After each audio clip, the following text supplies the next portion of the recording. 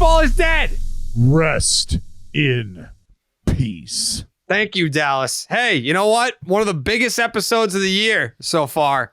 We got the Hall of Fame episode today. People have been asking for it. I don't know what took so long. There were discussions that were held before the podcast started about starting our own Hall of Fame, the Baseball is Dead Hall of Fame, where what was it? You need three votes to get in. Does Jake have a fucking ballot? Why doesn't Jake have a ballot? Jake's the one who wrote the ballot. Jake's the one who sent the ballot out. So I mean, if anybody was going to give Jake a ballot, I feel like he knows the guy. He knows the guy. Jake, I feel like I gotta take one for the team because it's gonna fuck up the percentages. No, it's not. Does Manfred vote for the Hall of Fame? No, but Jake's not Manfred. He's the commissioner of the Baseball is Dead podcast. Yeah, that's fair. But we also have a different set of rules, I feel like. I don't know. Like, Jake, do you want a ballot? I'll hop in on the next one because I don't want to derail today's segment. That's true, yeah. Yeah. Oh, too late. No, that's fine. I mean, we have 4 Hall of Fame ballots went out. We all took the time to vote, did some research, and before the episode started, we don't know who voted for who, but we do know percentage-wise who got voted in and how many times. And you don't want to look at that and see that there is one person who voted for Jimmy Rollins. We don't know who yet. We don't know who that individual is. Yeah, we do. Control. Yeah, we do. Yeah. It looks like just the tease, because I don't want to start here. I want to hit Teoscar Hernández before we just dive right into Hall of Fame.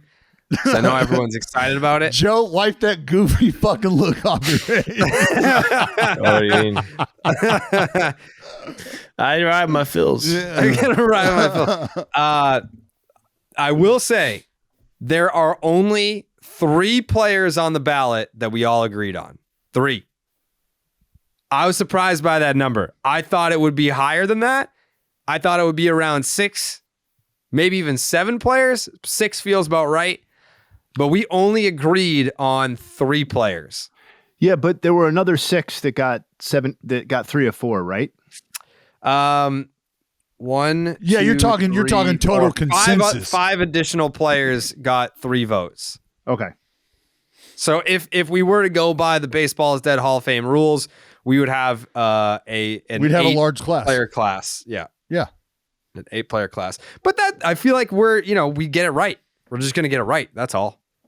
I'll say this: if we elect an 8 or 9 player class on this episode, I think we deserve a fucking round of applause because that's that's the sort of work that the BBWAA should be doing with this project. Right. Hey, I'm not gonna look straight up. Jake, I don't know if you can look at this. Look at what time I sent my fucking ballot to you.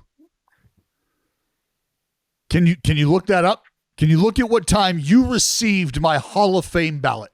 It says 5:53 a.m. this morning. So that's 2:53 a.m. my time. At 2:53 this morning, I was up looking at shit for the numbers for our fucking Hall of Fame segment. All right. Yeah. I had to take my daughter to school at 8 a.m., which means I got to be up earlier than that to get shit ready. Blah blah blah blah blah.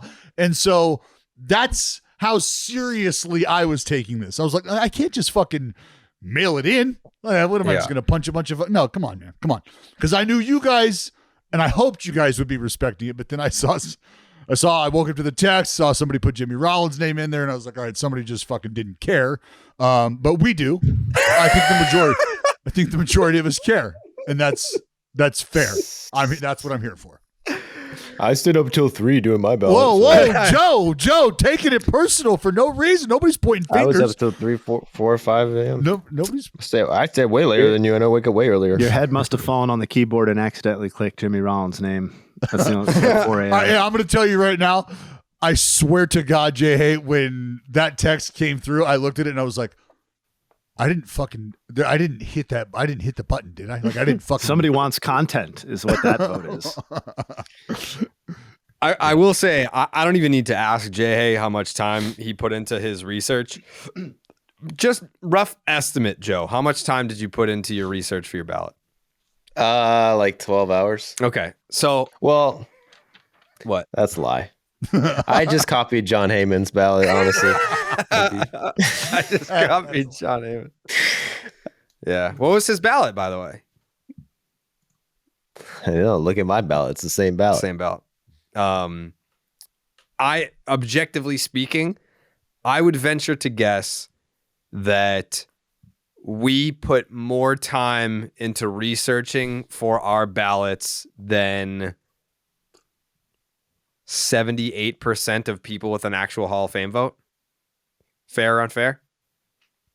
I would like to think that the people that cover, and this again, I'd like to think that the people that cover the game take it as seriously as they do their job, because that's every day. You do but you do this job every day. Like, you're committed to shaping stories, telling stories every day in some form or fashion. And I feel like you would want to know the ins and outs of the game, and understanding the pantheon of where these players stack up.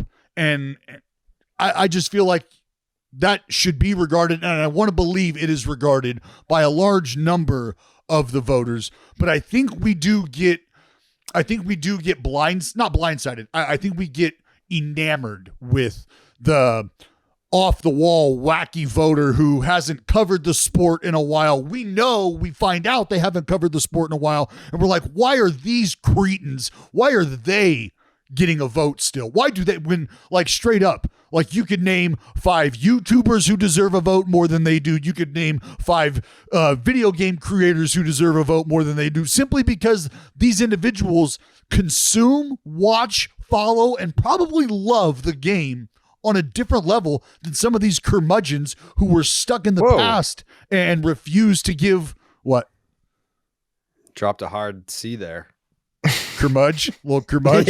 Yeah. You a curmudgeon? You like the curmudge? But I mean, come on, like, come up off it, man. And that's why I want to believe that the majority of the folks who have a say give a damn enough to grind it. But I don't know, man. Maybe I'm delusional. And then you got people like Peter Gammons waking up with nightmares because he forgot to put certain people on his ballot. Joe Mauer. Do you see that? Gammo went no Mauer. Let me ask you. Yes. Someone here, someone amongst us, amongst us said no to Joe Mauer. I don't know who the fuck it was, but we have someone walking. That shit. Yeah, there's someone walking amongst us that who went no on Joe Mauer. How do you do it? Well, first of all, it might have been me, but listen, my ballot's not final yet, so it's like you can't even really say shit. What do you mean your ballot's not final? They were due. My ballot's not final yet. They were due before the show. It's final. Show's not over. The show started. But the show started. Ballot's final. Yeah. So. Yeah. Ballot's final, Joe. Sorry. Hey, listen, I won't say who. You guys obviously know, but don't spoil it. I went no on someone that everyone else went yes also. So I can be convinced for next year's ballot.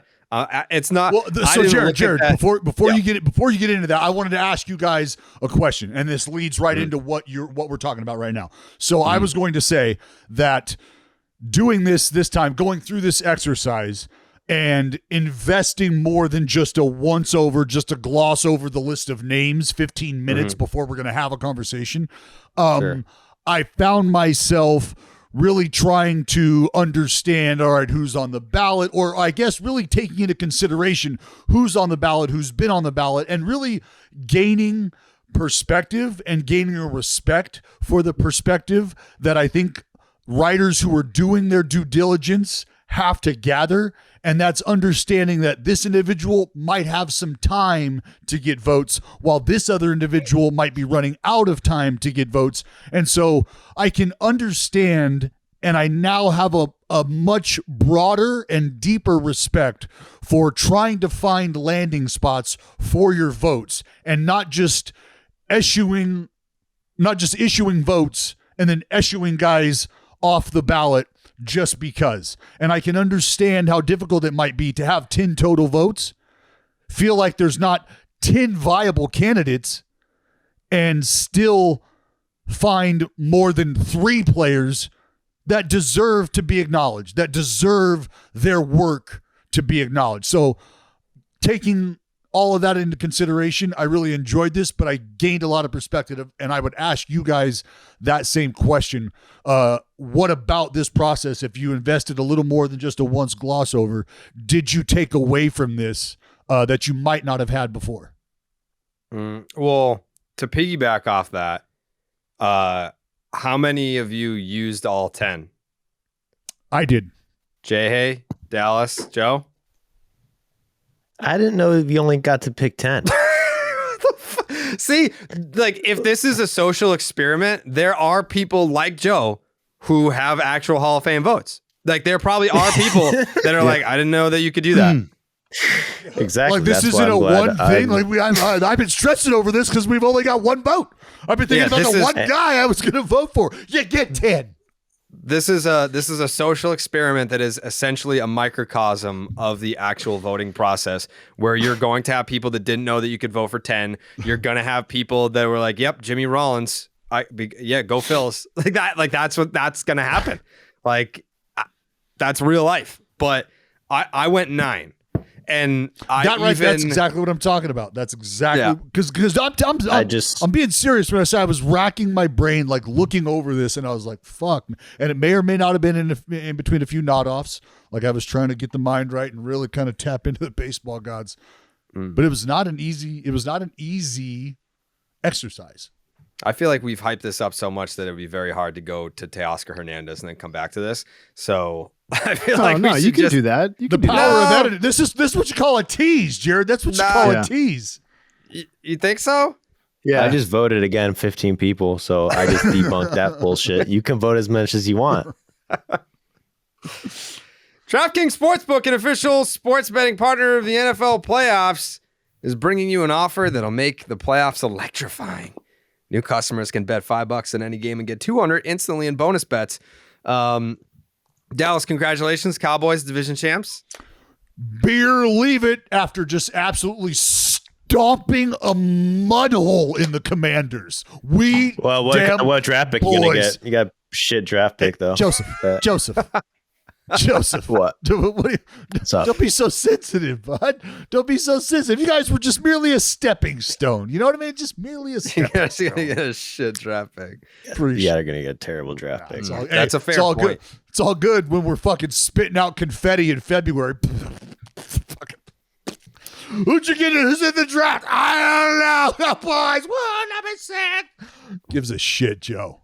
Nobody cares. Download the DraftKings Sportsbook app right now. Use the promo code Jared, Jared. New customers can bet just $5 and get $200 instantly in bonus bets only on the DraftKings Sportsbook with the promo code Jared.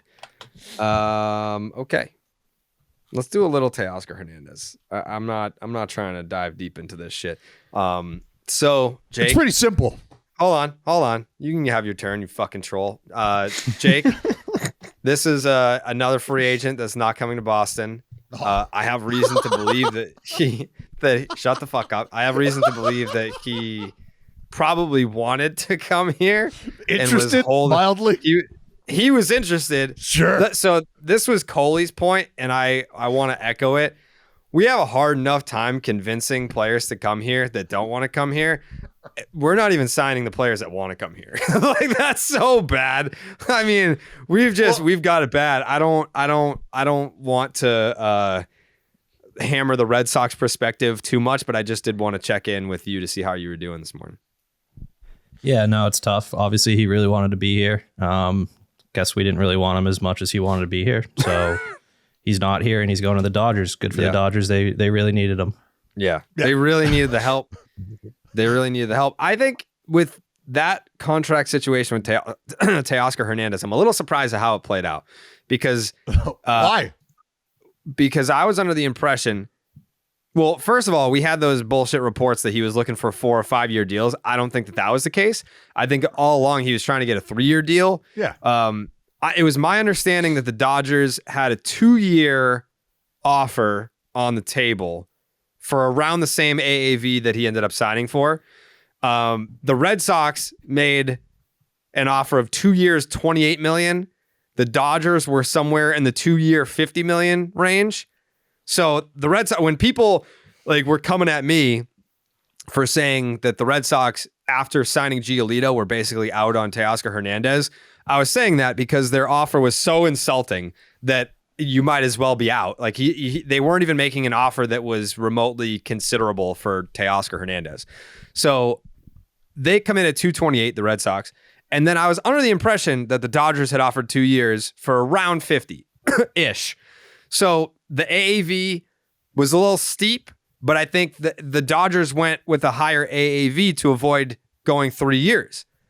Then last night we get breaking news. It's a 1 year deal. Yeah. And now I'm sitting here being like, okay, what changed here? Because like Dallas, if you're a free agent and the Dodgers want to give you 2 for 50, why are you taking 1 for, what is it, 23 and a half? Was that what it was? 1 for 23 and a half. Yeah, I wasn't privy to the 2 for 50 on the table. Well, nobody was. That's Scoop Shop.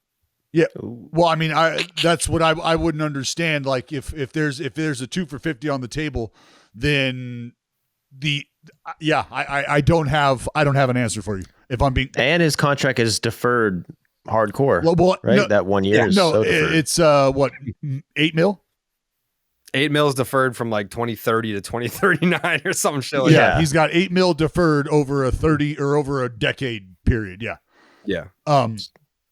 Yeah, I I don't know, because when you think about why would you go, look, well, the 1 year, 23 mil, that's pretty obvious why you would take that as opposed to a 2 year, $28 million deal. Like, get it, money, the best team in the division, and the opportunity to essentially cash a first round postseason check, like meaning we're going to the postseason. I will see you in the division championship. That's how my next year is going to play out. So if you're talking about just like doing this in spurts, that is a hell of a place to be. 1 year for for essentially the same amount of money that somebody else is offering me for 2 years, and nobody else is offering me a guaranteed essentially division championship. Like I like that. I absolutely love that. I'm in love with that because I don't have to do anything. I just have to go beat Teoscar, bang a lefty around. They're all good with the swing and miss. It's totally fine. I'm going to fit into the lower third of the lineup, and I have literally the easiest job, the lightest lifting load in this lineup, basically. So as far as Scoop Shop goes, 2 for 50, I'd be extremely, extremely curious as to why that's a no in LA. The only thing that you could say is that he wants to bet on himself, and he wants to take a 1 year opportunity in the best lineup in baseball to capitalize on that. So when he's pumping out numbers from the 7 spot in this lineup, it looks a hell of a lot sexier come next time to have this conversation, which would be next year after his 1 year bangarang. Yeah. And the Dodgers are a great team to do that with because they platoon the shit out of people. That's why. So he's probably going to be faced. That's why I said, Joe, guys who give me the lefty, man. Teoscar, like that's. I think Eno Saras had a great tweet. It was like, Dodgers are like, all right, we got a ton of guys who can hit the ball. We got a ton of guys with power. Fuck it, Teoscar Hernandez, give me some swing and miss. Let's just have fun with that. Like, let's just see. let's see what he does. Yeah, I think if you look at it in the sense of, we're looking at these 3 years, 24, 25, 26, and they wanted a 3 year deal to cover those years, and you're not going to, I mean, I don't know. I don't know why you would take the 1 year. Like, why wouldn't you? It's not like the Dodgers are going all in on this 1 year. Like, they're going to be nasty in 2025 too. Like, why wouldn't you just take the 2 year deal? So, and this is my other thought is, like, if you're, I don't want to say it could or it should set a trend, but unless you're a player, like I said, Teoscar Hernandez thinks he's going to capitalize on this 1 year deal and then slingshot himself into a bigger contract. Fabulous. Love the idea of betting on yourself. But isn't there also a thought like, if I got 2 for 50 with the Dodgers, like, I'd like to think that I'm cashing 2 division checks I'd like to think that that's going to be a back-to-back piece. And I'm essentially riding the coattails of everybody else. And I'm not saying that Teoscar Hernandez isn't going to factor into this lineup, but I'm saying that he does not show up to the ballpark with the responsibility of 5 other guys in that lineup. And he's definitely not showing up to the ballpark with the same responsibility as he would if he was in somebody else's lineup. Yeah. I mean, I think you guys already hit it. He's going for upside here. He's 31 years old. If he takes a 2-year deal, he's going to be 33 years old, right, when he hits the market. And I think his chances of any sort of deal that resembles a long-term pact are probably close to out the window. 32, it may be out the window too. Who knows? But it's incrementally less so than if he was at 33, right? Obviously. And I think when you look under the hood with Teoscar and his track record of production, but even last year, like the batted ball data is still really encouraging. He hits the shit out of the ball when he makes contact. And we talk about, these reclamation projects going to the Dodgers, pitching or hitting and being like, oh, I wonder what they could do with this cast off, this guy, Jason Hayward here, this guy here. Well, Teoscar Hernandez's floor and is much higher than those reclamation projects, but there's still a lot of cool stuff that might be able to be done by the Dodgers. To me, even if he just repeats last season, what's the worst case scenario for him? He's getting something like the qualifying offer. So he's making almost that entire $2 and $50 back, I would guess anyway, or close to enough that it's worth taking the risk to try and go get himself, a 4-year, $100 million following this season or whatever he's looking for, in my opinion. I think it's a great signing. Fantastic for what they needed, and just the sort of player that I think could be really interesting with the way, as Joey said, the Dodgers platoon people, but also the way that they leverage what people do well and lean into that sort of stuff with no risk either. There's no risk to a 1-year 23 when you're the Los Angeles Dodgers or a team in any major market. It's a fantastic situation. No, I mean he's in a lineup. When you think about them going out, this is their lineup against a right-hander, right? Opening day facing a righty. This is who you got: Mookie, and then Ohtani, Freddie Freeman, Will Smith, quiet banger, Max Muncy, James Outman, year 2, and then Teoscar Hernandez shows up with Hayward and Gavin Lux behind him, a mix mash. So that's a fabulous place to be if you're Teoscar Hernandez, looking to catapult yourself into a nice little, hopefully 4-year deal, like you said, Jayhay. Yeah. That Mookie, Ohtani, Freeman, Will Smith, Muncy, Outman, Taylor, Hayward, Lux. Yeah, just like I said, Sonny Gray is sitting at home right now, going to bed every night thinking about facing the MVP and then the runners-up. Yeah, I mean, literally. 1, 2, 3, go get him. Mookie, Ohtani, Freeman. Fuck you. That is. How was your off season?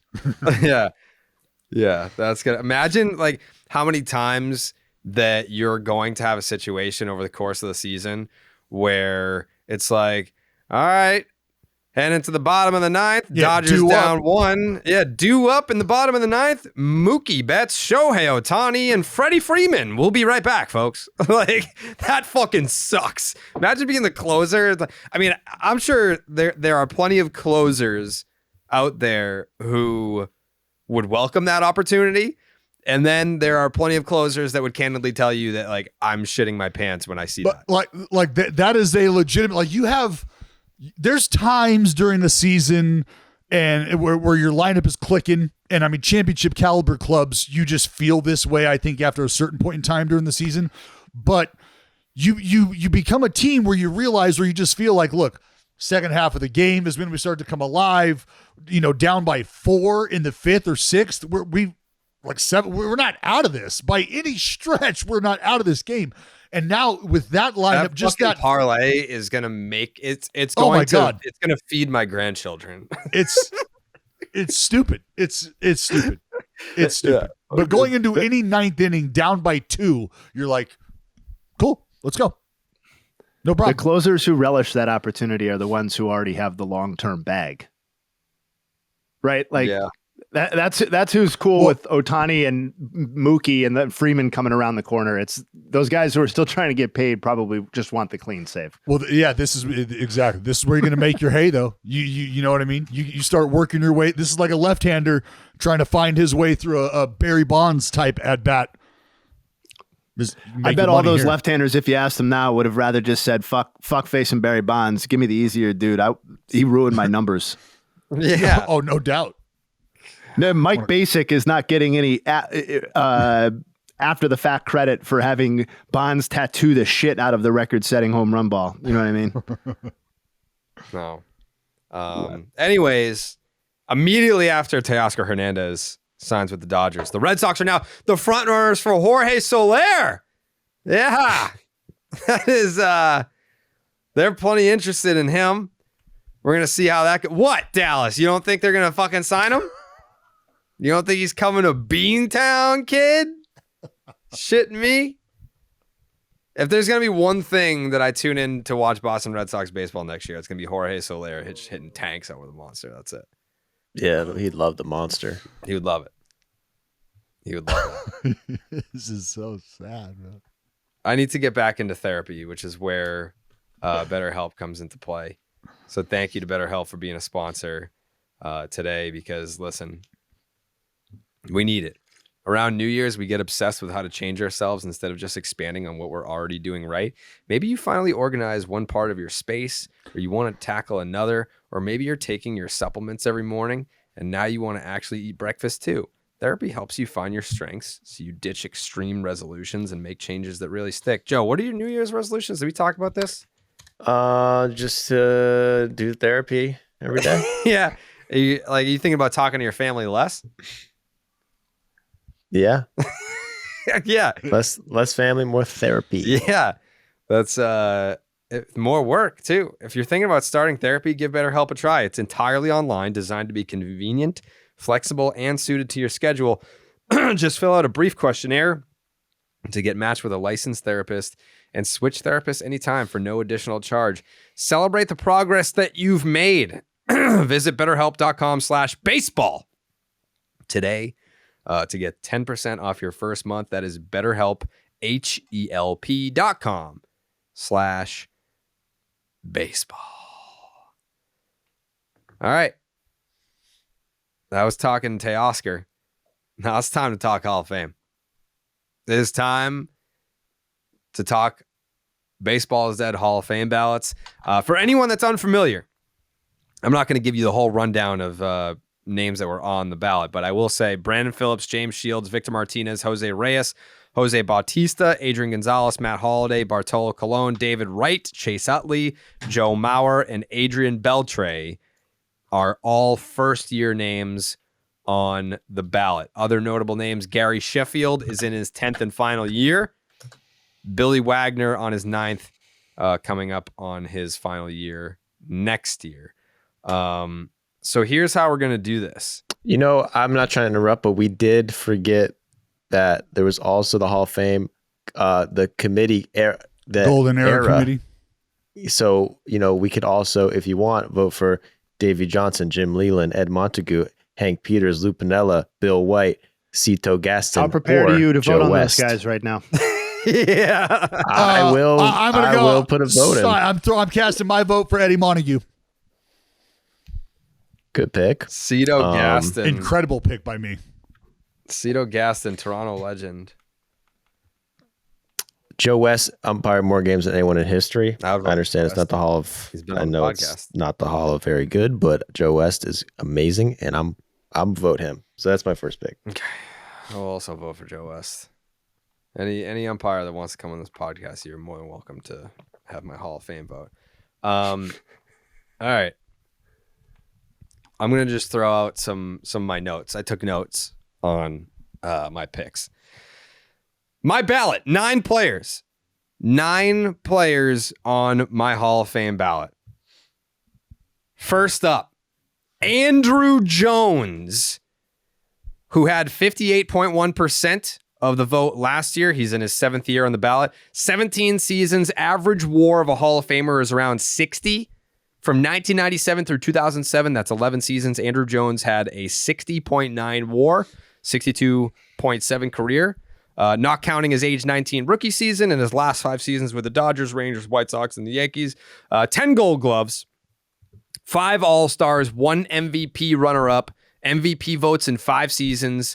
His WAR 7, which is your peak years, it's your best 5 seasons added up, wins above replacement, is 46.4. Adrian Beltre, 48.7. So right in that same neighborhood of peak, which brings us to the next vote. Adrian Beltre, his first year on the ballot. 21 big league seasons, a 93.5 wins above replacement for his career, 4 All-Stars, which feels low, 5 Gold Gloves, 2 Platinum Gloves, 4 Silver Sluggers, MVP votes in 8 seasons, including a runner-up, a third-place finish, and 6 top 10 finishes, 3,166 hits, 477 home runs, a home run crown, and he led the league in hits one season. Next up, another first-year name on the ballot, Joe Mauer.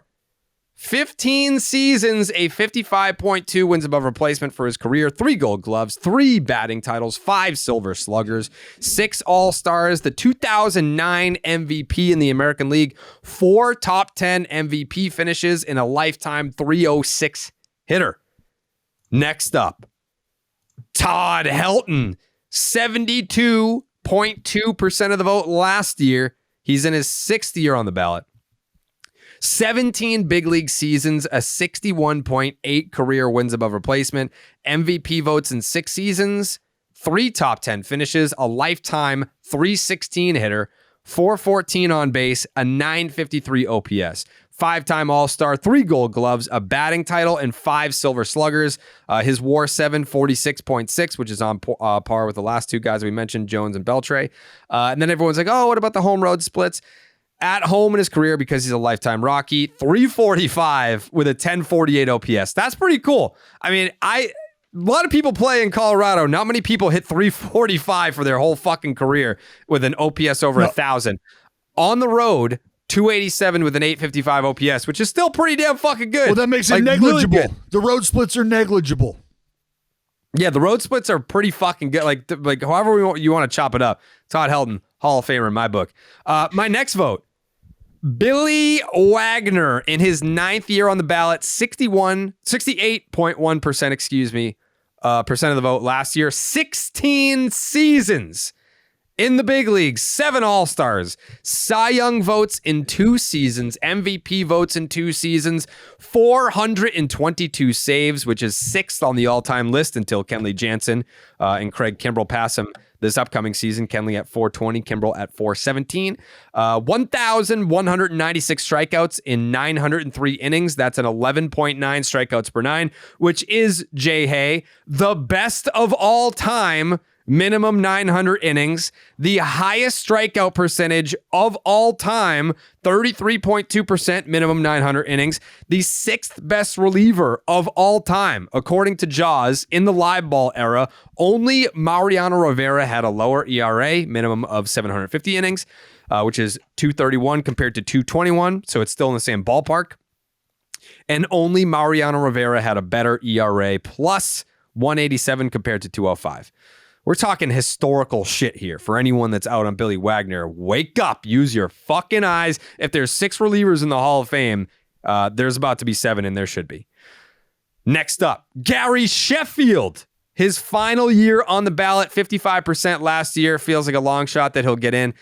22 seasons in the big leagues, a 60.5 WAR, 9-time All-Star, 5-time Silver Slugger, 1997 World Series champion, 1992 batting title, 509 career homers, a career 292 hitter with a 907 OPS, MVP votes in 7 seasons, 6 of those in the top 10, 1 runner-up, and 2 third-place finishes. He hit 305 with a 969 OPS from 1992 through 2004. That's 13 seasons, more than almost 2 peaks put together. Next up, Carlos Beltran. 2nd year on the ballot. People hate him for the Houston thing. I get it. 46.5% of the vote last year. 20 big league seasons. 70.1 wins above replacement for his career. Rookie of the Year, 9-time All-Star, 2017 World Series champion. If you don't want to credit it, I get it. 3-time Gold Glove, 2-time Silver Slugger, 2,725 career hits, 435 home runs, 565 doubles, MVP votes in 7 seasons, 2 top 10 finishes. But the only black ink was in games played when he played 162 games. That was it. My next vote, Dallas, Alex Rodriguez. His 3rd year on the ballot, 35.7% of the vote last year. It's going to be a tall hill to climb for A-Rod. 22 big league seasons, 117.5 wins above replacement. That is 16th all-time. 3-time MVP votes in 15 seasons, 10 top 10 finishes, 6 top 3 finishes, 3,115 hits, 696 home runs, which is 5th all-time. 14-time All-Star, 2-time Gold Glove, which also is a little bit surprising. 10-time Silver Slugger, 2009 World Series champion, 1996 batting champ, 329 stolen bases, one of only 5 players to have a 40-40 season, one of only 7 players with 3,000 hits and 500 home runs, one of only 4 players with 3,000 hits and 600 home runs. And last but not least, on my 2024 Hall of Fame ballot, Manny Ramirez. 8th year on the ballot, 33.2% of the vote. Not going to get in ever, probably. And I get it. He was trying to get pregnant, and you guys don't know how to feel about it. 19 big league seasons, 69.3 wins above replacement. 12-time All-Star, 2-time World Series champion, 2004 World Series MVP, 9-time Silver Slugger, 2002 batting champion, 11 seasons with MVP votes, 9 top 10 finishes, 4 top 4 finishes, a career 312 hitter with a 996 OPS. Almost had a 1,000 OPS for his entire career. 555 home runs, 547 doubles. That's called balance. 2,574 hits and 1,831 RBI. That is my Hall of Fame ballot. Jeez. Not bad. I mean, I would say a lot better than most voters. So credit to you. Thank you. You're welcome. Jayhay, why don't you go next? So I'm going to build off of yours. And you obviously had a lot of very good stats and putting it into context for everyone. So I'm not going to I had 10 people. So I voted for the vast majority of people that Jared voted for, except for Billy Wagner. He did not earn my vote this year. I'm not going to make myself the anti-Billy Wagner guy on this podcast because I don't feel as passionately about that sort of thing as I do about some other things that I rant on. I just don't think you noted that he's going to be passed by Kenley Jansen and Craig Kimbrell most likely next season in saves, and that his strikeouts are the most all-time, minimum 900 innings. Most of those strikeout quote unquote records will fall by the wayside to other modern closers. And if you're getting passed by Kenley Jansen in career saves, I just think we need to take a step back and think about how we're evaluating closers in the modern era, because we're about to get a shit ton more if that's kind of the threshold. Anyway, to comment on a couple of guys that I thought I was going to need to defend, but Jared came through and most other voters actually did too. Joe Mauer. So for the listeners, one of the things I wanted to say about Joe Mauer was that the pushback is that, he wasn't really a catcher. He was more a first baseman. And he may have been a guy who transitioned to first base in the back half of his career, but the stretch of career that's driving Joe Mauer's Hall of Fame candidacy is the beginning of his career through 2013, 2004 to 2013. And over that stretch, he was 6th in Major League Baseball in plate appearances as a catcher in the league. So this idea that his Hall of Fame case is built on him being a catcher, And the first base stuff is just kind of gravy on top of that. Over a 8 season span, he hit .327 with a .410 on base percentage and an .883 OPS. I just don't think, I don't know what people have in their heads as to what a Hall of Fame catcher looks like, but Joe Mauer absolutely fits the bill as far as I'm concerned. One thing to note, you said Adrian Beltre. I think he's one of 3 guys who got all of our votes, so no arguments to be had here. But I just want to put into context, depending on which WAR you use, he's somewhere between like 6th and 8th all time among third basemen in wins above replacement. He's not a very good third baseman who he is an all-time third baseman that's short of only the very, very best that ever played the game at the position, like, say, Mike Schmidt. You know what I mean? Like that's the standard that he falls from. There really is nobody else in the modern game that he falls short of. George Brett, name your third baseman. Adrian Beltre can be placed in that sort of conversation. So the 2 guys, so everybody else I voted for, Jared voted for Manny, A-Rod. I got the whole list, obviously. Manny, A-Rod, the Andrew Jones, Beltre, Beltran, Helton, Mauer, and Sheffield. I voted for all those guys. Manny as well, if I didn't say him. The 2 guys that you did not vote for that I did vote for that I'm ready to defend right now.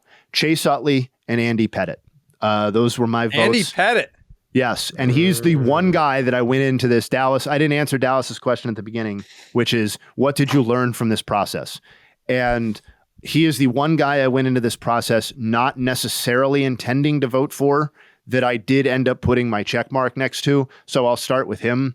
I think if we're going to draw the line that Andy Pettitte, first of all, we're putting Manny and A-Rod in the Hall of Fame, so there is no HGH conversation to be had with Andy Pettitte, as far as I'm concerned. If that's why you want to keep him out, that's a separate conversation. But if we're putting A-Rod and Manny in, you have to consider Pettitte on his merits. That would be ridiculous. Right. So, Andy Pettitte was 12th in wins above replacement across 1990 to the present day, all the way to 2023, not when he stopped playing, to 2023. He is currently ahead of, or right at the mark of, Zach Greinke, CC Sabathia, Tom Glavine, and Roy Halladay. His postseason resume should speak for itself, but as a reminder, he has 50 2/3 more innings pitched than the next closest pitcher in postseason history. He's number 1 in innings pitched. He's number 1 in wins, for those of you who like wins. And his 3.81 ERA is a better postseason ERA than CC Sabathia put up and Zach Greinke have put up in their careers. In terms of innings pitched, he's equivalent to what Justin Verlander and Zach Greinke have provided in total innings pitched. And his adjusted ERA, people look at Pettitte's ERA and it's like, upper 3s. Like, is that really a Hall of Fame caliber pitcher? When you consider the era that he pitched in, I think you will. His adjusted ERA is actually better than CC Sabathia's, who had no problem gliding into the Hall of Fame. I'm not in any way diminishing any of the comparables that I just brought up. Greinke, CC, Glavine, Halladay. I think all of those guys are absolutely Hall of Famers. And when Greinke comes on the ballot, I will enthusiastically endorse his case. But I think if we don't include Andy Pettitte as a Hall of Fame pitcher moving forward, we are going to have a very, very difficult time arriving at pitchers who meet our then historical standard for what it means to be a starting pitcher and in the Hall of Fame. The other pushback on Andy Pettitte is that he was never a dominant pitcher and was more of a guy who was good to very good over a 15, 16, 17 year period. I think there is something to that. I also think being good to very good for a 15, 16, 17 year period is extremely valuable from a starting pitcher. But I also think his peak is being underrated, because if you look at Cy Young voting, he didn't win a Cy Young, but he finished in the top 5 times, which is the same number of top 5 Cy Young finishes that CC had. CC just happened to bring home one piece of hardware where Pettitte finished second or third or second again in the voting. So that's kind of my pitch for why I think Andy Pettitte belongs in the Hall of Fame and why he's being underrated relative to some contemporaries like Tom Glavine and some guys who kind of came in the next half generation in Greinke, Ceci, and Halladay. Before I get to Utley, I will stop there. Did I convince anyone? Does anyone want to bite my head off on Andy Pettitte?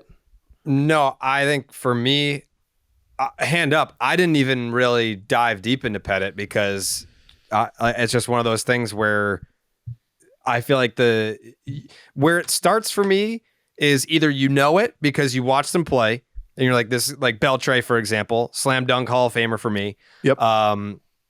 A-Rod, Manny, guys like that. And then there's usually like an internet groundswell for a certain guy where it's like, hey, why aren't we looking at Todd Helton? Why aren't we looking at Andrew Jones? And then you say, you know what, you're right. And then you look into it yourself and then you see that. I haven't seen any of that for Andy Pettitte. I'm not saying that you're wrong. I'm just saying like that's usually where my curiosity starts. And then you kind of make your own research. I didn't even really look into Andy Pettitte at all because I just assumed like that was like a universal opinion where it's like, yeah, very good, but not a Hall of Famer. No, there's Jayhay, to your point about where he fits in.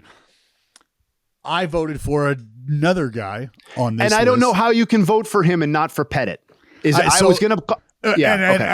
And I'll wait until it's my turn because I'm going to have to defend that. But he is a poster child, really.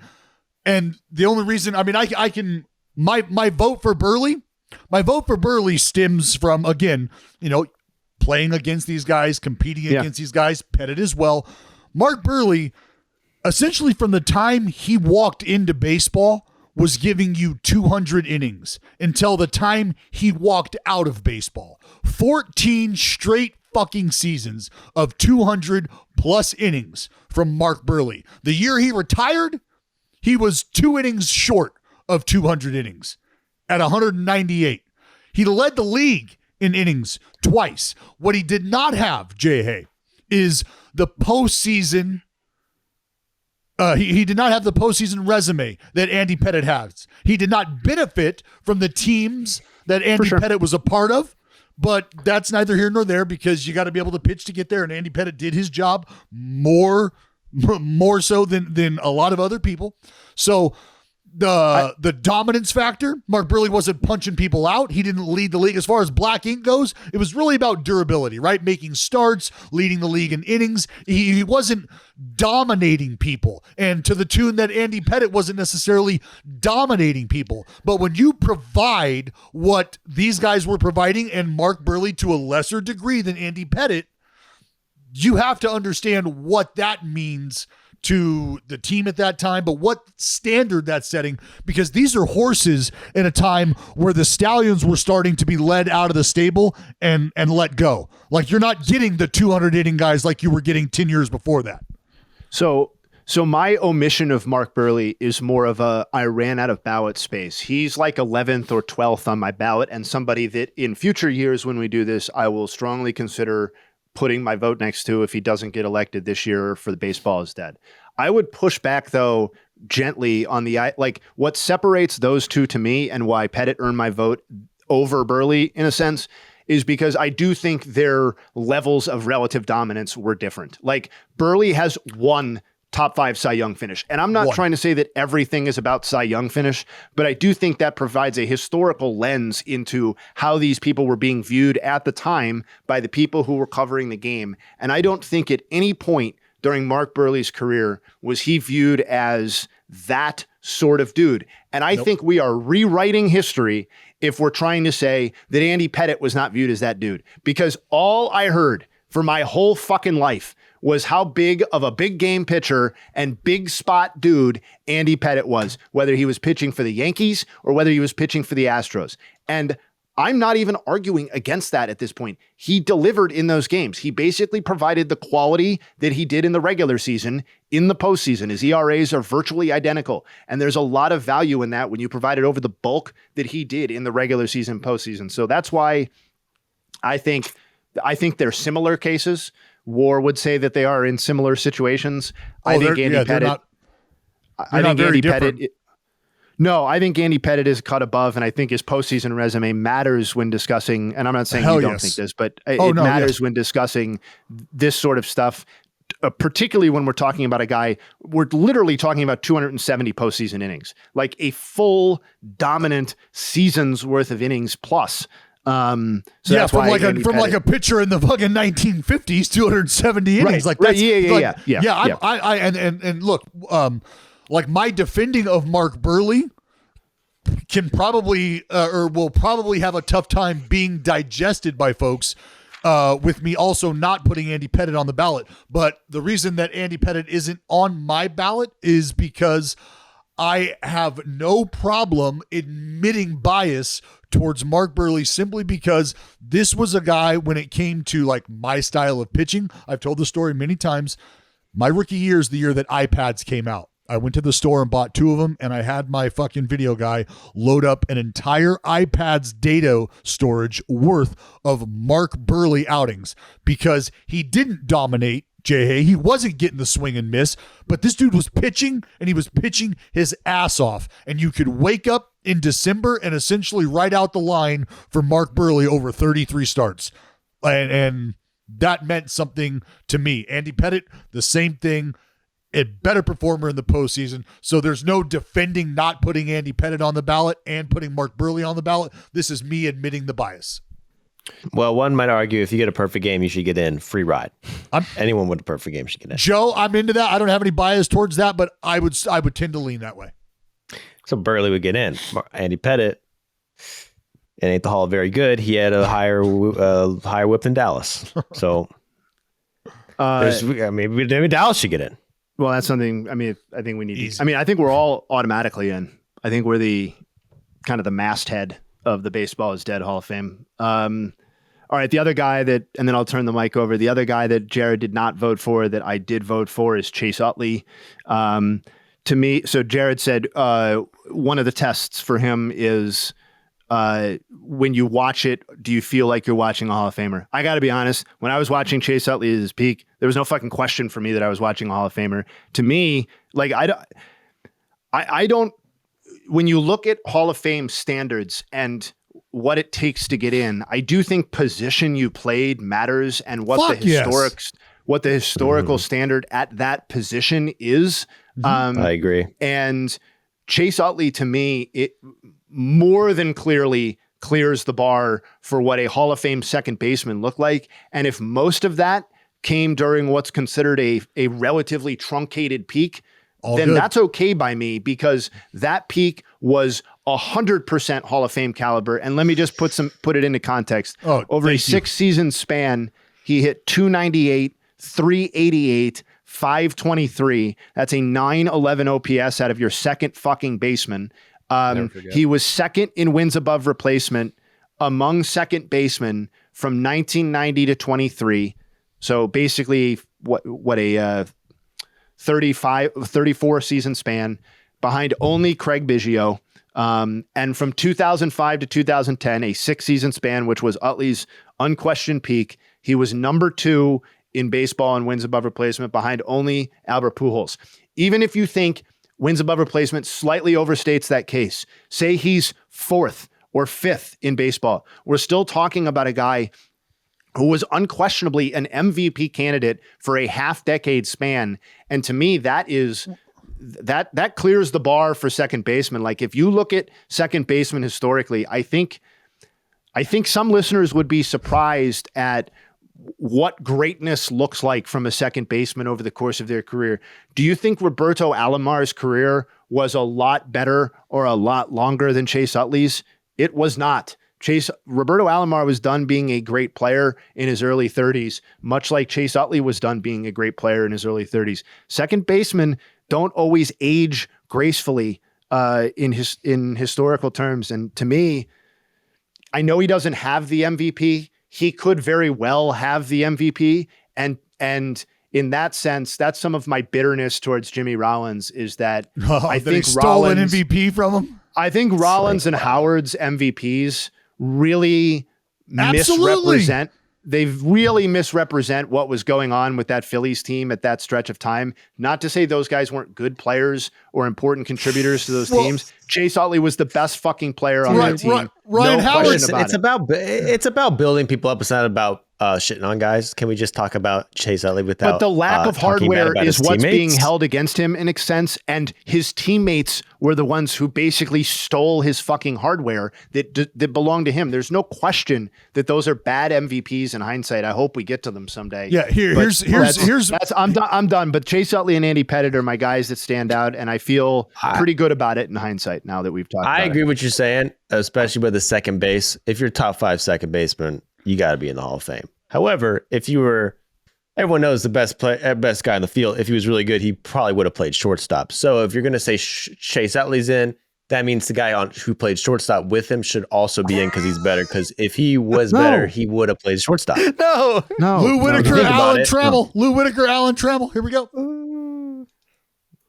Like if Chase Utley was, obviously Hall of Famer for sure. But if he was like the next level of Hall of Fame, would have been shortstop. Whoever was the shortstop on his team probably should be in it too. But so what you're saying is that every Hall of Fame second baseman, the shortstop that they played with, all of those people should be in the Hall of Fame. Yeah. That doesn't make any sense. Pretty much. Well, in Jimmy Rollins' case, it makes perfect. Are we doing Jimmy right now? Are we doing Jimmy? Because I'm out. I've talked about everybody I've got stuff on. Or that Jared didn't already hit on. I'm gonna finish because the only reason, or the only two people that I didn't have, that Jared didn't have, Jayhay, you and I share Chase Utley. I've already talked about Mark Burley. Just to put a cap on Chase Utley, the 7-year war, that 7-year window, for Chase Utley was better than Ryan Sandberg. It's the second highest on the ballot right now. Better than Frankie Frisch. It was better than Joe Gordon. It was better than Robbie Alomar. It was better than Craig Biggio. It was better than 14 other Hall of Fame second basemen. Chase Utley was the fucking man. Top 20 defensive WAR. Just outside of the top 10 in offensive WAR, sitting at 11th. All right. And to Jay's point about just the top 10 MVP finishes, just 3 of those. We've already gone over the hardware and, as you said, Howard and Rollins. But from a ball player's perspective, this is kind of the along the Jack Morris vein. When you have the level of respect and the level of admiration for the way you play the game and the respect that you have for how you play the game and the level of which you are performing, that has to be considered as well. It worked for Jack Morris. The numbers, I think, support more of a case for Chase Utley than Jack Morris. I know that's one of Jayhay's favorite Hall of Fame nods. So that matters. One thing I did want to highlight about a guy that we had all selected in Gary Sheffield.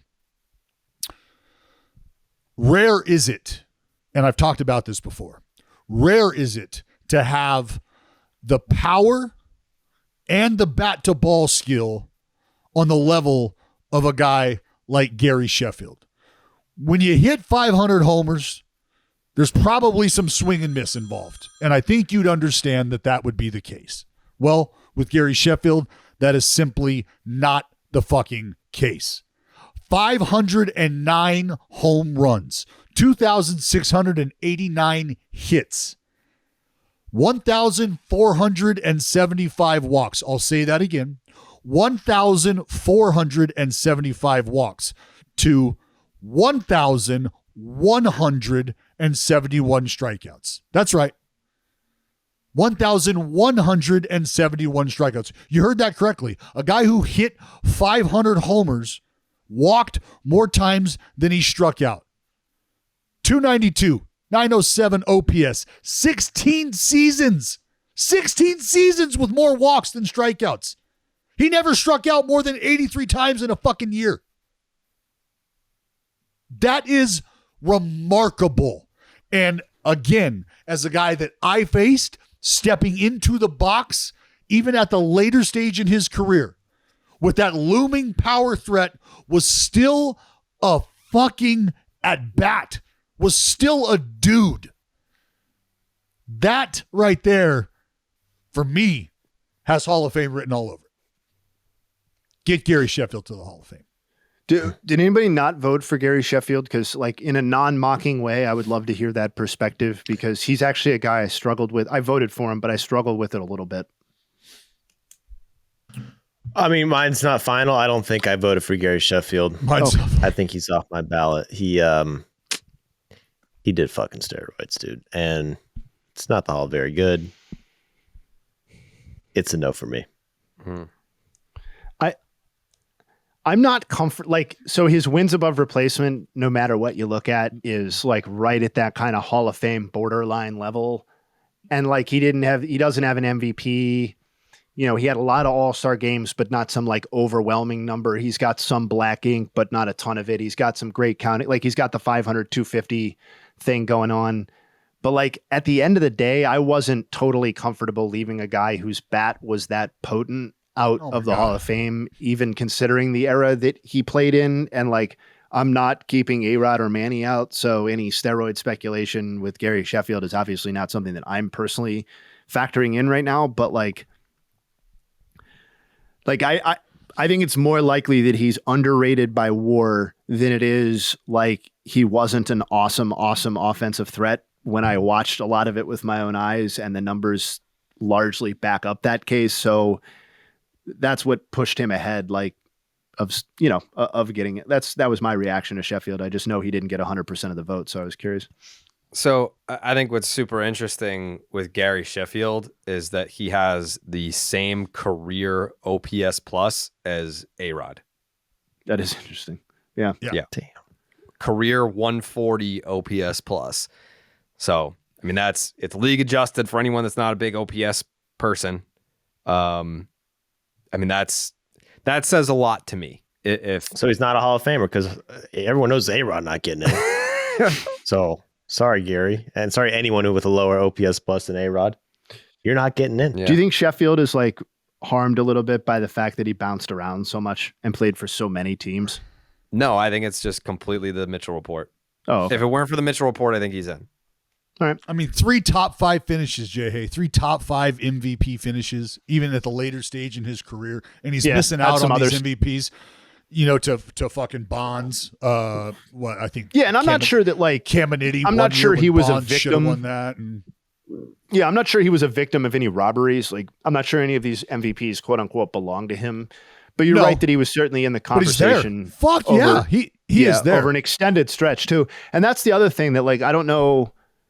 To your point, like, I don't know what added value this gives, but to be in that general conversation from 1992 to 2005, like that's a very long stretch to be getting MVP consideration. Well, Jay, think about even this. If it didn't come in like a very clean peak, right? Think about it from a basketball sense. How many guys' career looks different if they're not in the same conference with MJ, right? How many guys' career looks different? Their accolades are different. Their championships, everything about their resume looks different if that motherfucker ain't there. Well, that's how a lot of guys feel about guys like Barry Bonds. Did I sway anyone on Jared? Did I sway you on Chase at all? So I think what it came down to for me was, I think the optics of having a full ballot, like you want it to be like somewhat, I just didn't want to go full 10. Yeah. To me, that is somebody else's problem. Like, that's a problem of people's decisions that predate us doing a Hall of Fame ballot. So I didn't want to hold that against those guys. I understand the exclusivity thing, but like, to me, if jobs had been done prior to us picking this up here on January 8th, 2024, then we wouldn't have needed to stuff this ballot full of people. Like, to me, it's not a watering down. It's a rectifying, whether you pick 8, 9, or 10, it's a rectifying of mistakes that have been made in the last 5 or so years with the Hall of Fame ballot. Like, there's almost no danger of the current era being overrepresented with Hall of Famers relative to previous eras. It's just not going to happen. Yeah. Yeah. I would venture to guess that Chase Utley will be on my ballot next year. Because I also Yeah. At the end of this, we can go over who's going to be on the ballot next year. Just kind of tease it a little bit. But Joseph, your ballot. I could run through my ballot real quick. We're just talking about guys that you guys had on that I don't have on. First one is Todd Helton. You missed the cut, just missed it.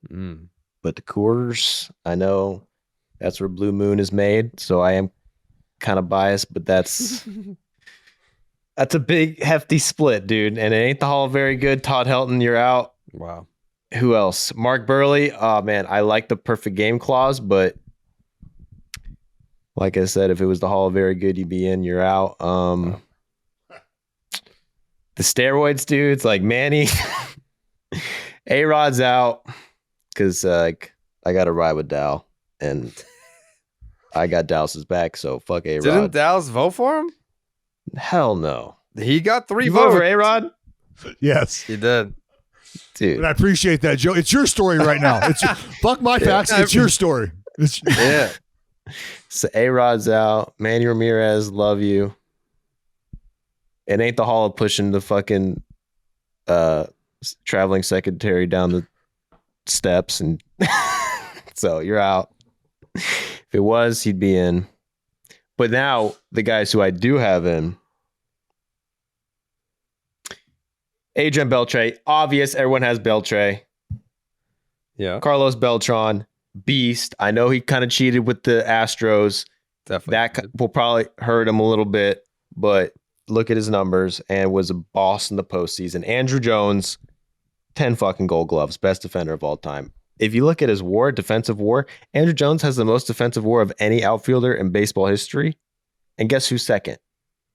Willie Mays. He has 100 less WAR than Andrew Jones. Defensive WAR. It'd be shocking to find out where Kevin Kiermaier lands on that list. 100. Kiermaier's 8th right now. Yeah. So good job, Kevin. But you're not even on the ballot, motherfucker. So, of course, Joe West, he's in. Joe Mauer. I think I was accused of leaving Joe Mauer off my ballot, and I might have forgotten to mark his name. Kind of Peter Gammons-esque, but my ballot's not final, so I'm putting Joe Mauer on because it's one of the best catchers of all time, even though he didn't play catcher the whole time. That will be the show cover. Chase Utley, you're on because of what Jayhay said. And then if Chase Utley's in, fucking Jimmy Rollins is in. Oh, yeah. All right. That's the Joe rule. Yeah, the Joe rule is if a second baseman gets in, the shortstop he played the most games with up the middle has to be a Hall of Famer as well. Yeah. Listen, dude, he played great defense, had real impact. Philly's all-time hit leader. What are some other? I feel like Jayhay would probably have a good idea about this. What are some second basemen that are in the Hall of Fame that by default would get their shortstop in the Hall of Fame, who's definitely not a Hall of Famer? Oh, that's a great question. Like if Dustin Pedroia gets in the Hall of Fame, like he's going to be bringing Julio Lugo with him. Oh, that would be such a fun list. Yeah. All right, I'm going to figure it out. I mean, unfortunately, Lou Whitaker, unfortunately, right? You'd be getting Omar Vizquel into the Hall of Fame. Yeah. No. He's on my ballot. No. Trammell was shortstop. Whitaker was second. It would be that. It the wouldn't other work way that around. way. Oh, okay. Yeah. Can we switch it so the middle infielder takes his partner? Can we not be biased? Joe's rule wouldn't work that way. Joe, I need fucking Sweet Lou in the Hall. No, shortstop's captain of the infield. Bullshit. It's really up to the shortstop. If he wants to nominate the second baseman, and then I think Allen is taking Lou. I think Allen's taking Lou. Well, he's not the final say, but he can get him a couple years of eligibility because he is the captain of the infield. Fair. And if he's in, then he could vouch for second baseman, get him a couple more years, and we'll see what the voters. Sean Dunston, come on down to the Hall of Fame. Wow. Ryan Sandberg. Yeah. Sean Dunston. That'd be special. You know him, you love him. Yeah, we always thought he was a Hall of Fame talent while we were watching. Man,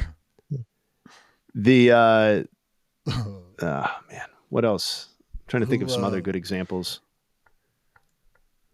Hall of Fame. You can't because they're all already in the Hall of Fame. Does Jeter bring Robbie Cano with him? Probably. No, I mean, like, again, that that's was the other direction. God damn it! Sorry. Yeah, I don't think you're cut out to play this game. No. But Maybe Jeter could probably bring A-Rod because the argument that A-Rod should have been the shortstop. So if Jeter's in, A-Rod's in. Yeah. maybe just every shortstop that Craig Biggio played alongside. So now you're getting Orlando Miller and you're getting Tim Bogar and you're getting Ricky Gutierrez. Yeah, this is good. This is a good idea. It's, it is an interesting sentiment because, if you look at someone like Jeter, who played shortstop his whole career and is known for having like the worst defensive metrics of all time. And if you go based on that, he's the worst defender, hurt his team worse than anybody. Right.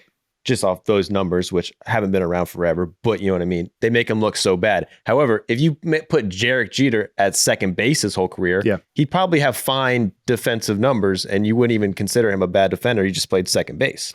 Right. So the problem was they put him out of his comfort zone or out of shortstop. Right. So, but like we all know intuitively that a bat at shortstop and a bat at second baseman that are equal to each other, the bat at shortstop is more valuable because the defensive demands are greater at shortstop than they are at second base. But like, that doesn't mean that because Jimmy Rollins was the shortstop for Chase Utley's Phillies teams that he goes into the Hall of Fame. Like I know I've been vocal about the Jimmy Rollins thing on Twitter. Like to me, this is just a complete rewriting, not Joey necessarily, but just some of the people, the writers, he's not going to get in, but some of the writers who have been putting him on their ballot. It's just a complete rewriting of who Jimmy Rollins was at the time that he played baseball. Like there is no evidence other than the one MVP that everybody knows was a bad MVP,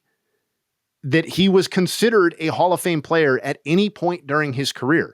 He didn't get MVP votes to consider himself an MVP caliber player. He doesn't have advanced metrics that would make you reconsider his Hall of Fame case that you weren't considering while he was playing. And this idea that he is a Phillies record holder is ultimately close to meaningless as it relates to Cooperstown and the Baseball Hall of Fame. Like I don't know.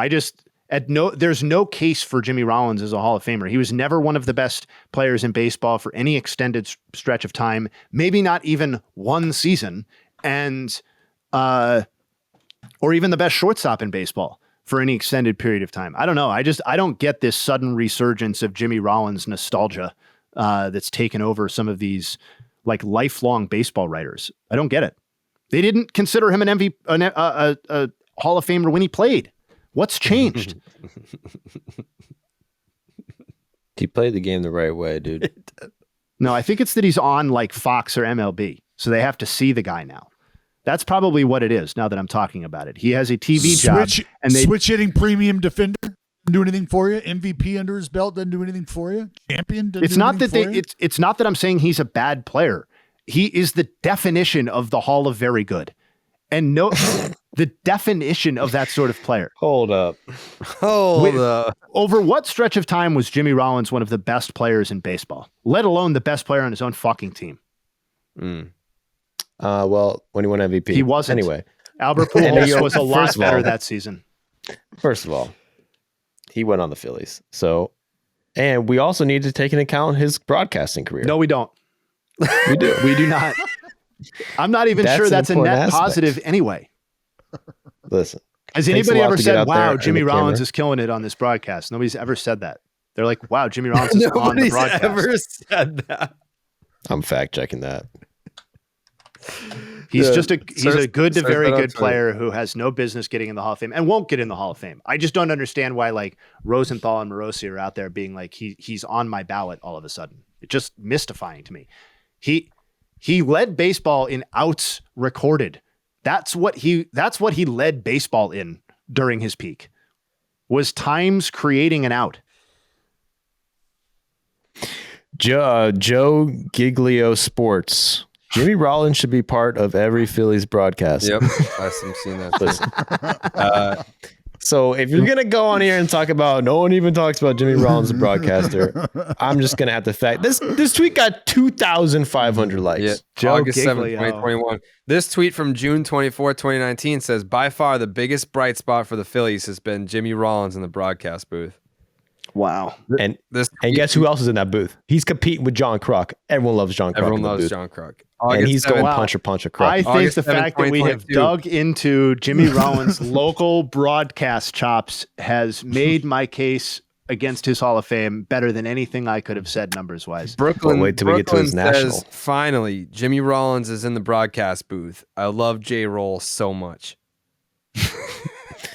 Well, how about that time, Jared, when he wore Gucci flip-flops on the broadcast 2020 playoffs, Yeah. showed him off. I No see that socks. right there, yeah. Yep, Oh, Cespedes man. Family Barbecue said that he was wearing his Gucci flip-flops on the broadcast, and it was great. Quote, great. Wow, Travis Jimmy Hughes- Rollins' footwear choice aiding his Hall of Fame case. Travis Hughes on June 25th, 2019 said, Who? Jimmy Rollins incoherently yelling in the broadcast booth on home runs is the best thing that's happened to baseball in like a decade. Jesus fuck. Yeah. That's wow. That's impactful. I got to be honest. I didn't realize he was impacting the game on that level. Yeah. Like you could say it's generational. That's interesting. Yeah. Wow. Here I was thinking he was like the third or fourth best position player on the Phillies during his peak. And now Yeah. I'm being told that his broadcast is the best thing to happen to baseball during the Ohtani era, which is Right. kind of crazy. Yeah. So just things that you didn't really consider that you should next year on your I ballot. thought my research was thorough, not thorough enough. Yeah. I mean, it's all right there. We just looked it up. So, Yep. Tip of the cap. Okay. In conclusion, Carlos Beltran got 4 votes. Adrian Beltre got 4 votes. 1 vote, Mark Burley from Dallas. Holla. Give me that lefty. Todd Helton, 3 votes. Joe is the one that didn't go. Andrew Jones, all 4 votes. Joe Mauer, 3 votes. Who left him off? Joe. I woke up the next morning in panic. I didn't mean to leave him off. I was up all night. You got to be better next year. Andy Yeah. Pettit, 1 vote. Jayhay. Manny Ramirez, 3 votes. Joe, note with the no vote.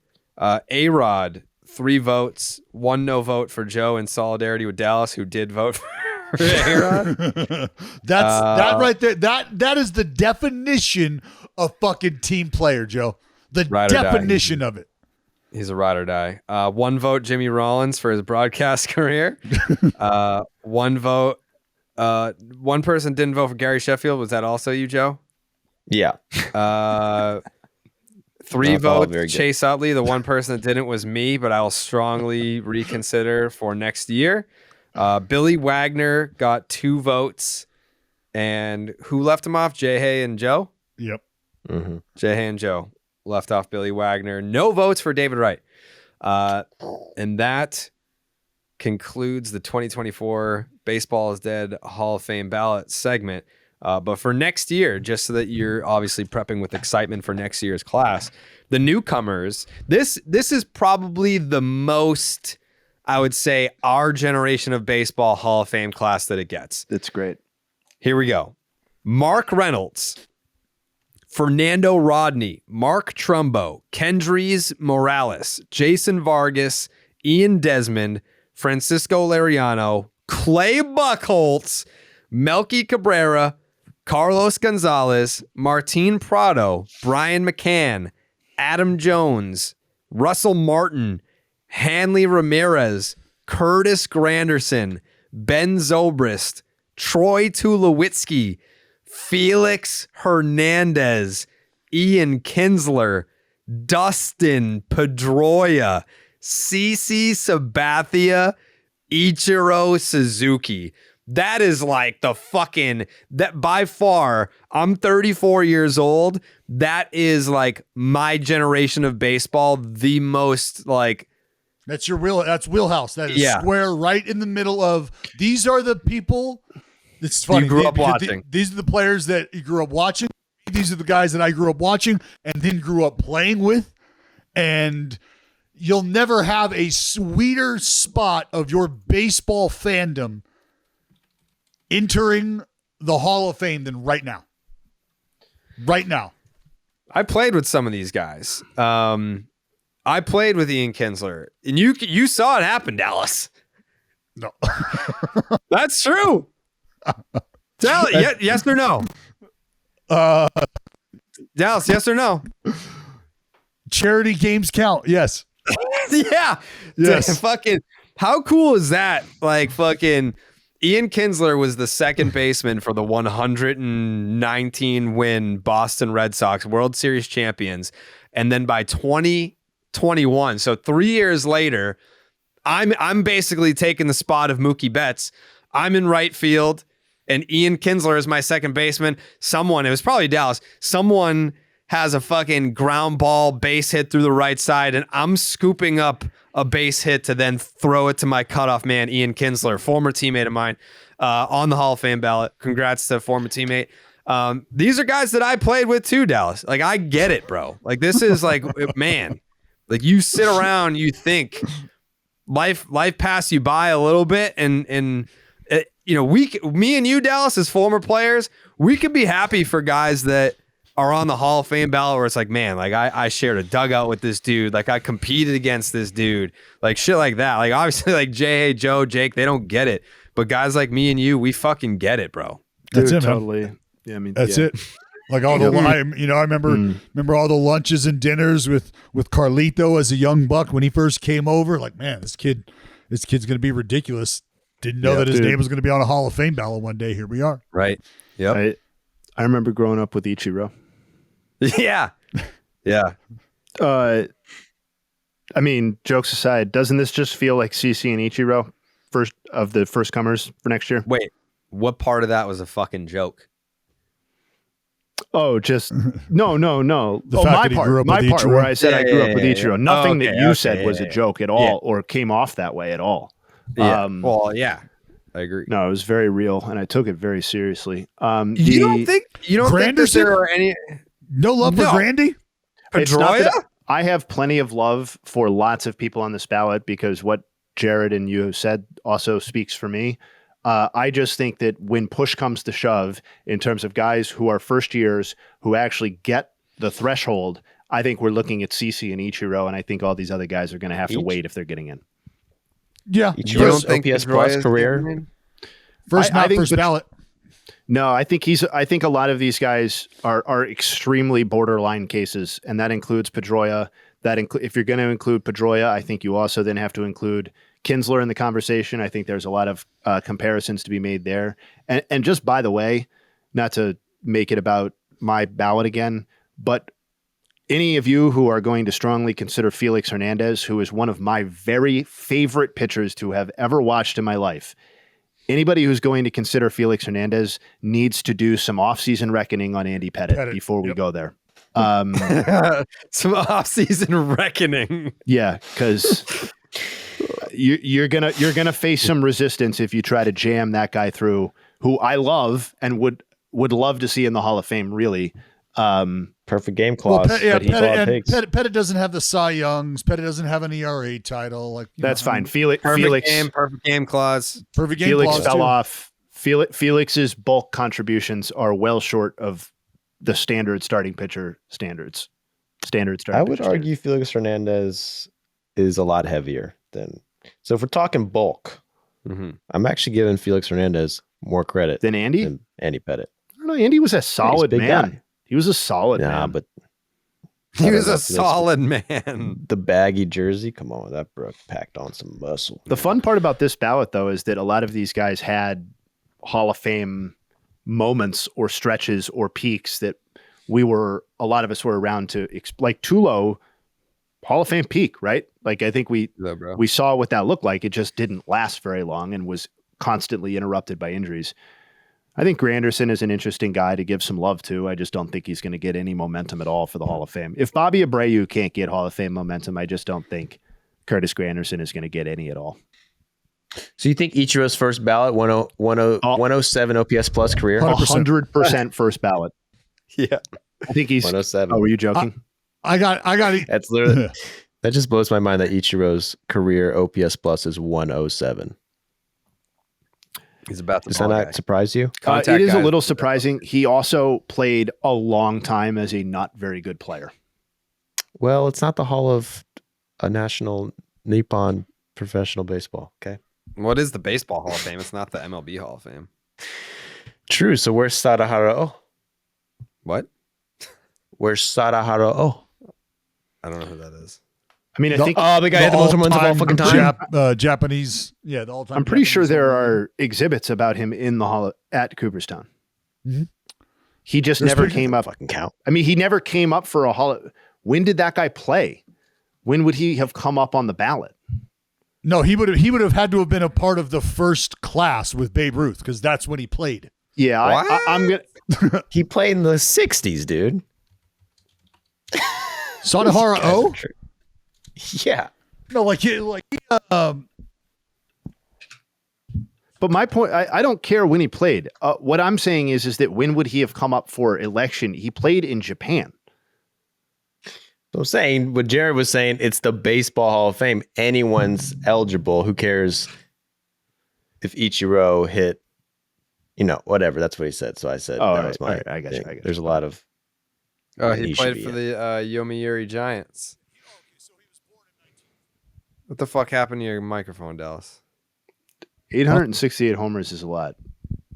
That's a lot. I would put him in the Hall of Fame. I'm willing There's to put him in this year's class. Yeah, there's a sweet exhibit at the Babe Ruth Museum in Baltimore. Yeah, awesome picture of Sadahara O, and I think there's video too of him like slicing a fucking watermelon with the sword. Like he used to slice shit with the sword, and him and Babe Ruth were like talking about swing path and yeah. In 1959, he hit 161. Then he studied Zen Buddhism and several martial arts to improve his batting skills, and he adopted an unusual batting stance known as the flamingo, in which he stood on one leg while awaiting the pitch. His batting philosophy involved an attitude far different from that found in American baseball. O once stated, quote, "My opponents and I were really one. My strength and skills were only part of the equation. The other half was theirs." I love that. That's so true. Also, little known fact, I used the flamingo in Little League as my stance. Because of O? Yeah, people said, you keep not making contact. Can you try another swing?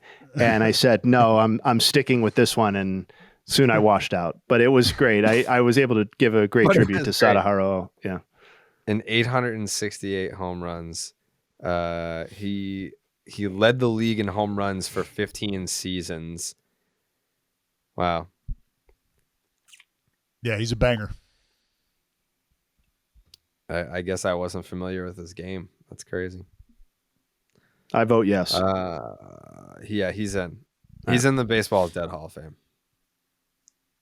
So, wait, we didn't even.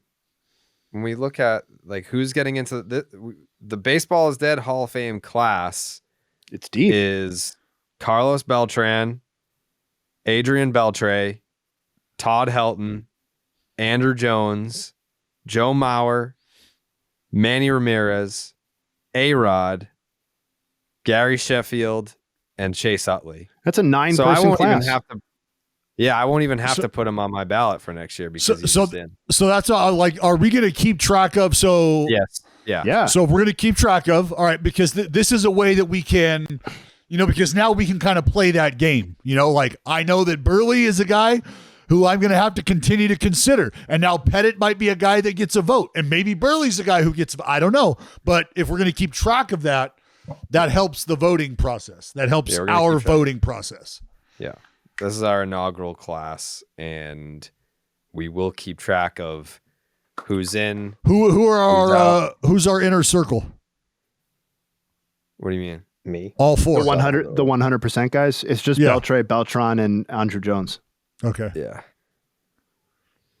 Yeah. Which, if you were going to pick three guys, that's probably the correct three to have done it with. Mauer. I mean, yeah, I voted for him, and Joe said was still. I think there was a panic with Mauer, right? Yeah, I forgot. So maybe I woke up in the middle of the night. I forgot. Fuck Joe Mauer. Joe literally is a microcosm of the voting process, like in real life. Like I told you, I just literally just copied John Heyman's ballot. People forgetting to send in their ballot via the mail. People forgetting that they even cover baseball anymore. There's just a lot of that going on.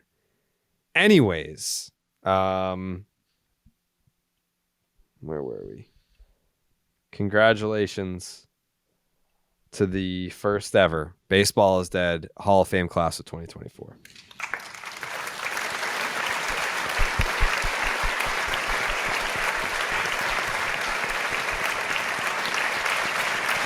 Good job, guys. We appreciate you. All right. Do we want to do, in what order do we want to go? What year is your MVP case, Jayhay? You mean which one was I going to go first with? No, for today's segment. Which? Oh, MVP? It's 1991. We can defer it if you want. We can. Well, no. I'm saying, like, do you want to do Mets Mount Rushmore, or do you want to do MVP?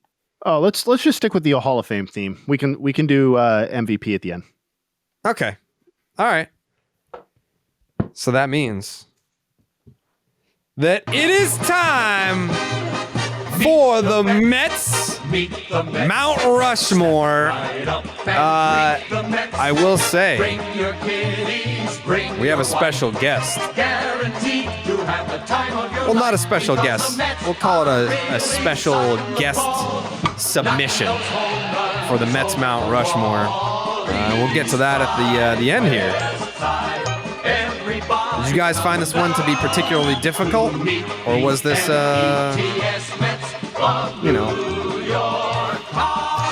enough candidates? I did find it difficult, actually. You did for your fourth. I did because I feel like the Mets are maybe a little bit of a unique fan base, or maybe I'm just exposed to enough of them regularly where, like, who should be on the Mets Mount Rushmore isn't necessarily a straight cut of who were the four best players to have ever played for the Mets, maybe, or who were the most productive Mets during their Mets tenure. Like, obviously that's part of the equation, and there are some people here who are unimpeachable, but I think some of the best players in Mets history have complicated cases to be on Mets Mount Rushmore, or very complicated careers overall. And I'm interested to see how we parse that. I think it was more difficult to me than figuring out, say, do I favor Derek Jeter or Mariano Rivera or Joe DiMaggio or Mickey Mantle? This was a more difficult conversation for me, I think. Speaking of which, shout out to the Baseball is Dead listeners who made Photoshop pictures of Joe DiMaggio with Marilyn Manson. Yeah. those were the highlights of my week. Joseph, did you find there to be any difficulty picking your Mets Mount Rushmore? Yeah, a lot of Mets. There's been thousands of Mets. And anytime that is true, you're going to have a tough time picking four of them. Yeah. That's a good point. We all have Tom Seaver, yes? Yes. Joe? My first one is Tom Glavine. Tom Glavine? Mm-hmm. Two-time Cy Young winner. Okay. Played for the Braves. Yeah. Played for the Mets. Mm-hmm. He did play for the Mets. That counts. I think he won his 300th game with the Mets. He did. I mean, come on. How many? I mean, Tom Seaver never did that, right? Come on. Right? So if you're going to pick Tom Seaver and not put Tom Glavine, a couple times, you're going to be in bad shape. And Tom Glavine won a World Series. He did. MVP. He did, yeah, 1995. David Wright, everybody, yes? The captain. Yes. Yes. Leads the franchise in hits, extra base hits, runs, plate appearances, second in games played, and home runs. I think from here it gets somewhat interesting. I feel like that there'll probably be some debate, but I think it's Seaver and Wright, and then we debate. Dallas, who is your number 3? Ooh, I mean, damn. Damn. I don't know. Is it Gary Carter? Gary Carter gets a lot of love for being with the Expos. Expos, yeah. What are you talking about? Why are you acting like you didn't already fucking fill this out? Like, are you like thinking about this live? So you're doing this live. I didn't feel. You're doing this live. Yeah, Okay. I honestly. Do you want me to come with? Do you want me to provide answers and you can react? I had no idea that we were doing the Mets Mount Rushmore. If we need any help, I'll let you know who you should want to pick. Yeah, go ahead, Joe. Who's your 3? Nails. Lenny Dykstra. Lenny Dykstra. Because this is the thing. This is an organization. Like the best Mets are the ones who do the most cocaine and age the worst and like the scandals and like the bad people off the field. It's kind of the organization we're talking about. So if you're talking about Mets, the best Mets for Mets, it's Lenny Dykstra. I mean, the guy went to prison for fraud. I think he ripped off his own mother. Yeah. Allegedly, yeah. He wrote me an email, told me I got no pussy once because I made a video about him. Yeah. So like we know it, like we have reports. So I guess I'm kind of biased, but I guess I'm kind of biased. I know the guy. Nails is in it for me. Okay. For sure. Okay. So your top 3 right now are Tom Glavine. Who is your 2? Nails. I asked you who your 3 was. I don't have a 3rd yet. Okay, so you're also going as we go. Jayhay, who was your 3? So obviously after the first 2, which I agreed with, I came to 2 pitchers ultimately. Okay. I did Doc Gooden, who I think obviously has a very complicated. I didn't really differentiate between 3 and 4, but obviously a very complicated legacy with the Mets or a complicated run. But I just don't think at the end of the day that you can deny what that man did at his peak. That came with the Mets.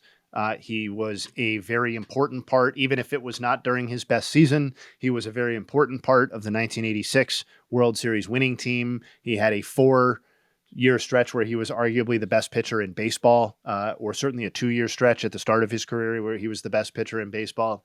And I think that 1986 team absolutely needs to be honored in this Mount Rushmore. It is not only one of the legendary teams in terms of personalities and what went on with them, but also like legitimately just one of the best teams of the last couple of decades. And I think Doc is the guy who has stood the test of time from that group. So he's one of them. And then Jerry Koosman is the 4th guy that I picked. I also think that the 1969 World Series needs to be adequately represented on this team for its own legendary reasons. His peak was brief. I don't think that he's typically what we think of as a Mount Rushmore guy, but his run from 68 to 69 was pretty magical and obviously extremely important. From 68 to 69, he was an all-star both seasons. He posted a 2.18 ERA in 66 games started and over 500 innings pitched total during the regular season. And I think he holds a uniquely strong place in Mets history and Mets lore. And this is a tip of the cap to that, and as well as his on-field contributions. So those are my 4 guys. Did you give any consideration to Darryl Strawberry? I gave some consideration to him. Yeah, I gave some consideration to him, to Beltran, to DeGrom, to a handful of other guys. Beltran and DeGrom is where I think I was leaning. But I like the idea of like Doc for me because of the historical representation. Koosman, I think I would replace with DeGrom. But it's tough because of what you're saying, Jayhay. Like just the cult appreciation for Koosman and the impact of that World Series, like that is tough. It is really fucking tough to ignore. So it's almost like you got to pick one, or I have to pick one between the historical or between the classes, the latter day classes between Doc and Koos. So I'm going to roll Doc. and I'm rolling DeGrom. So to Jared's question about Strawberry, like I think he absolutely has to be considered. He had an 8-season stretch from 83 to 90, where he averaged 32 homers and 24 steals with an 878 OPS for the Mets. He was a incredibly dynamic player and was an all-star every season but one of those, and that was his rookie year. If you wanted to put him over Doc Gooden, I would have basically no objection at all. I just think maybe I'm mistaken, but I just feel like Doc was a cultural phenomenon in a way that maybe Straw just wasn't quite. Yeah, absolutely. And for this, I'm a little bit more fudgy with that kind of stuff than I would be for like a Hall of Fame. So I would go Doc, but I think Strawberry's got a really, really good case too. So I tried to put myself in the shoes of a Mets fan.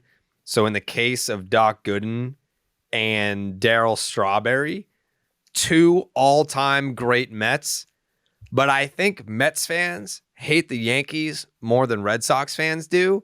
And I think the fact that they both went on to win rings with the Yankees, that's why I want some Met fan input. I don't know if he's going to answer, but I'm going to call our friend Kevin Clancy. I'm going to see what his Mets Mount Rushmore is. If he answers, I don't know. Let's see. Where is it? Oh, that one. What's up, Rocket? Hey, Kevin. What's going on? We're doing Baseball is Dead right now. It is the Mets Mount Rushmore segment. Clancy's gonna have my back. Yeah, Jayhay's here. Your boy Jayhay's here. Okay. So I think it's pretty obvious. Like Seaver 1, David Wright 2, and then we kind of have some debate on 3 and 4. So and before you say anything, here's my logic. I want to tell you if you agree or disagree. For Darryl Strawberry and Doc Gooden, would Mets fans leave them off, you specifically, because they went on to win championships with the Yankees? Boy, this is a tough question. It's hard because I didn't really experience it myself either, and then I do have like a negative association with them in my mind. I mean, my gut immediately after you said those two, I went to Piazza. Mm-hmm. That's so my 3. Piazza's my 3. Yeah, my first jump was not to go to those guys. I think that the history of it all is one that, like, when people look back, they look back on it as much as they relished '86. It's more of like missed opportunity and wasted talent, and they should have won 3, or they should have gone back to the World Series multiple times. That being said, there's still not much else. You know, it's not the greatest franchise with the most talented people out there. So to ignore them is also kind of crazy. But then, you know, in the later years, I mean, DeGrom was probably, you know, at his peak, the best of all of them. Mm-hmm.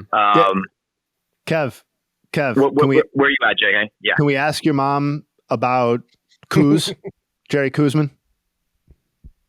Mama Clance will probably be able to weigh in much more on 86 and 69, but we could probably get her on Jerry Koosman for sure. You know who I would maybe put on there?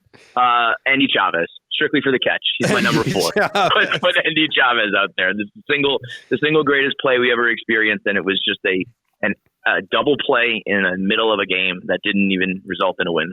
It's not great when you do historic lists for the Mets. It's not great. But wait, so give me where are you guys differing on? One of you guys says Doc and Darryl, and one of you doesn't. I'm at Seaver, Wright, Piazza, and then I haven't revealed my 4th yet.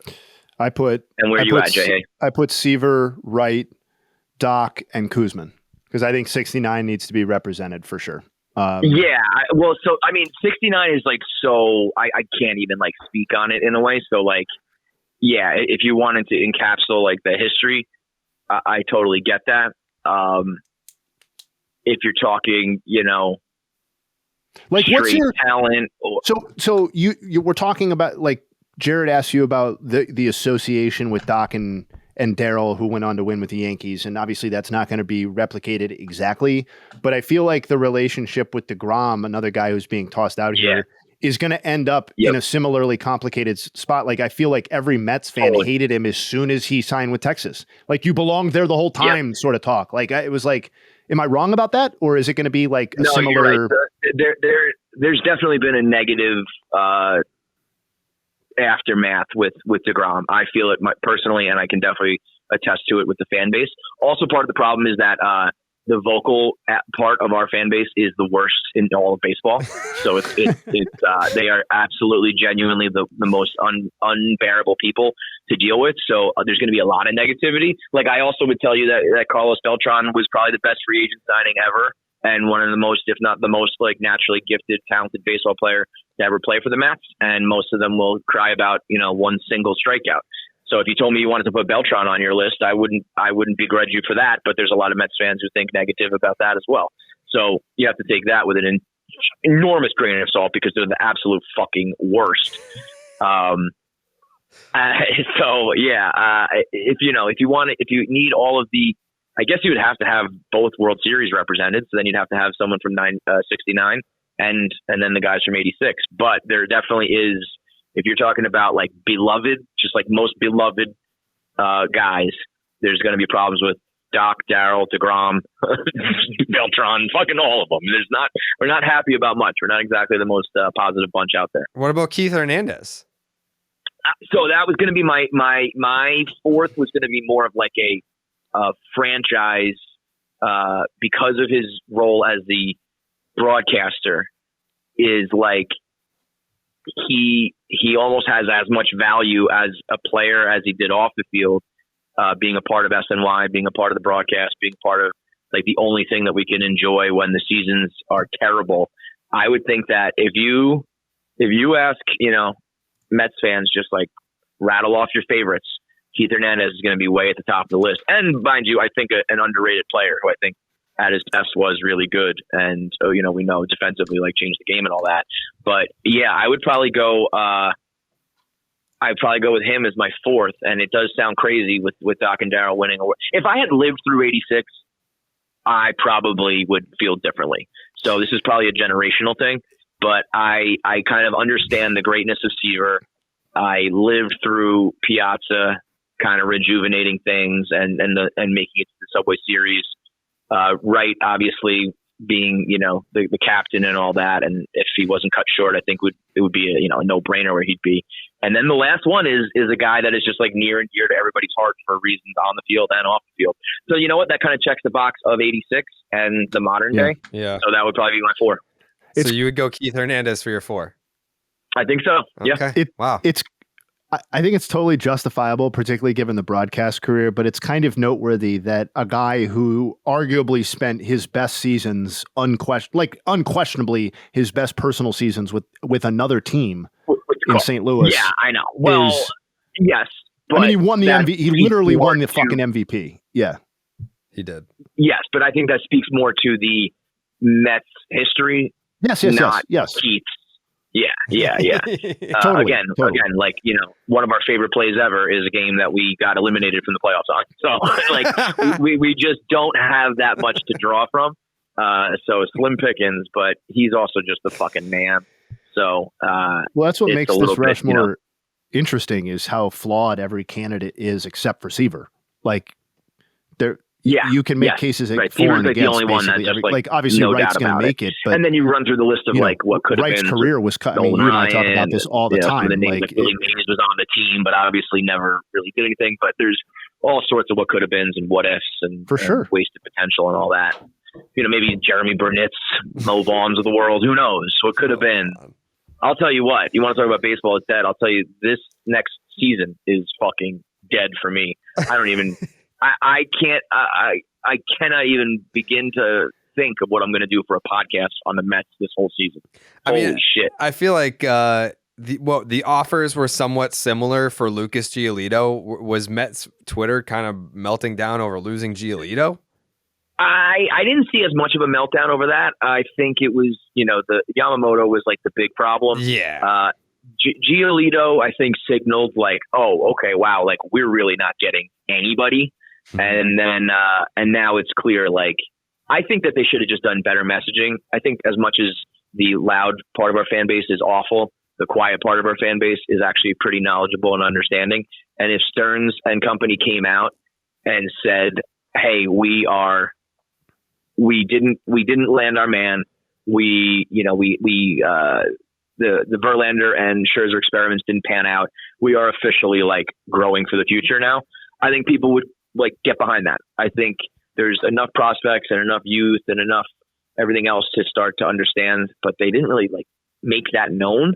So it was like, wait a minute, we were just trying to land Yamamoto. So that means you thought we could contend, and now we didn't get him. So now we're like totally out of everything.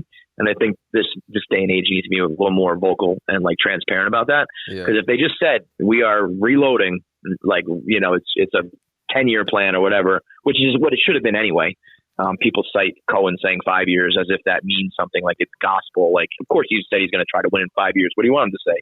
But it really, when you look at how much he needed to tear down and rebuild, it's way more of like a 10-year thing than a 5-year thing. Yeah. So I think if they just said that, it would have been better. Like Yamamoto is a plan for now and the future. Like you're signing that dude for fucking 12 years. Yeah, I guess, but like I you know, if they're really looking at the team being like, our championship window is not right now, we're not, and we know we have to pay like $400 million, we have to like really go above and beyond to land this guy.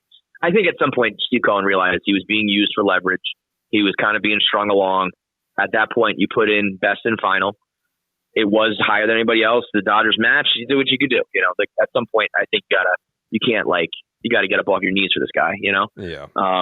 If it was like more, you know, he like the Yankees to me look worse than the Mets in that one. The fact that they weren't really going above and beyond for when their window is like absolutely right now, that's way more embarrassing. But you know, they're just a clown shoe organization now with a owner who doesn't really care. So you know, why would I even have expectations for them? Yeah, but that's I think Red with Sox the Mets, too, so I can't even laugh. Yeah, you're kind of in the same boat. But I think it's going to be a long year for the Mets. I don't even know. I mean, aside from Senga, that pitching staff is going to be holy shit.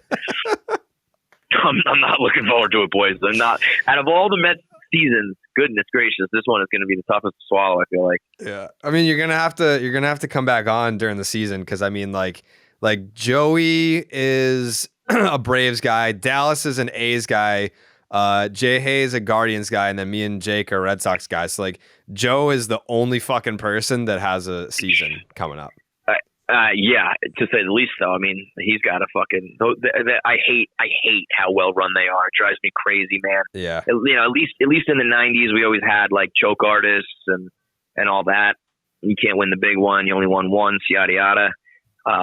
But they're just a fucking wagon, man. Yeah. And of course, you know, unethical with a lot of other contracts. But whatever. That's another contract for another discussion for another day. All right. Kevin Clancy, thank you for your impromptu draw. I tried to you were probably doing radio, but I tried to give you I've been recording. I know, I saw your text, but I was like on the radio all day. But I'm always down to chop it up, so you can call me whenever, guys. Love that. All right, thank you. I'll talk to you soon. Later, boys. Later. It's KFC. You know him, you love him. Kevin Clancy. I gave my first 3, which was Seaver. It was David Wright. It was Mike Piazza. And then my 4th submission on my Mount Rushmore has a Mount Rushmore himself to submit. Frank the Tank. Hey, I've been asked to do the Mets Mount Rushmore. Obviously, you're going to have Tom Seaver, number 1. Number 2, I'm going to put Mike Piazza. Number 3, I'm putting Dwight Gooden because there was nothing like a Dwight Gooden game. And number 4, I'm putting David Wright, the captain. Okay, there he is, Frank the Tank, who made my Mount Rushmore as number 4, and he's got a Mount Rushmore submission of his own.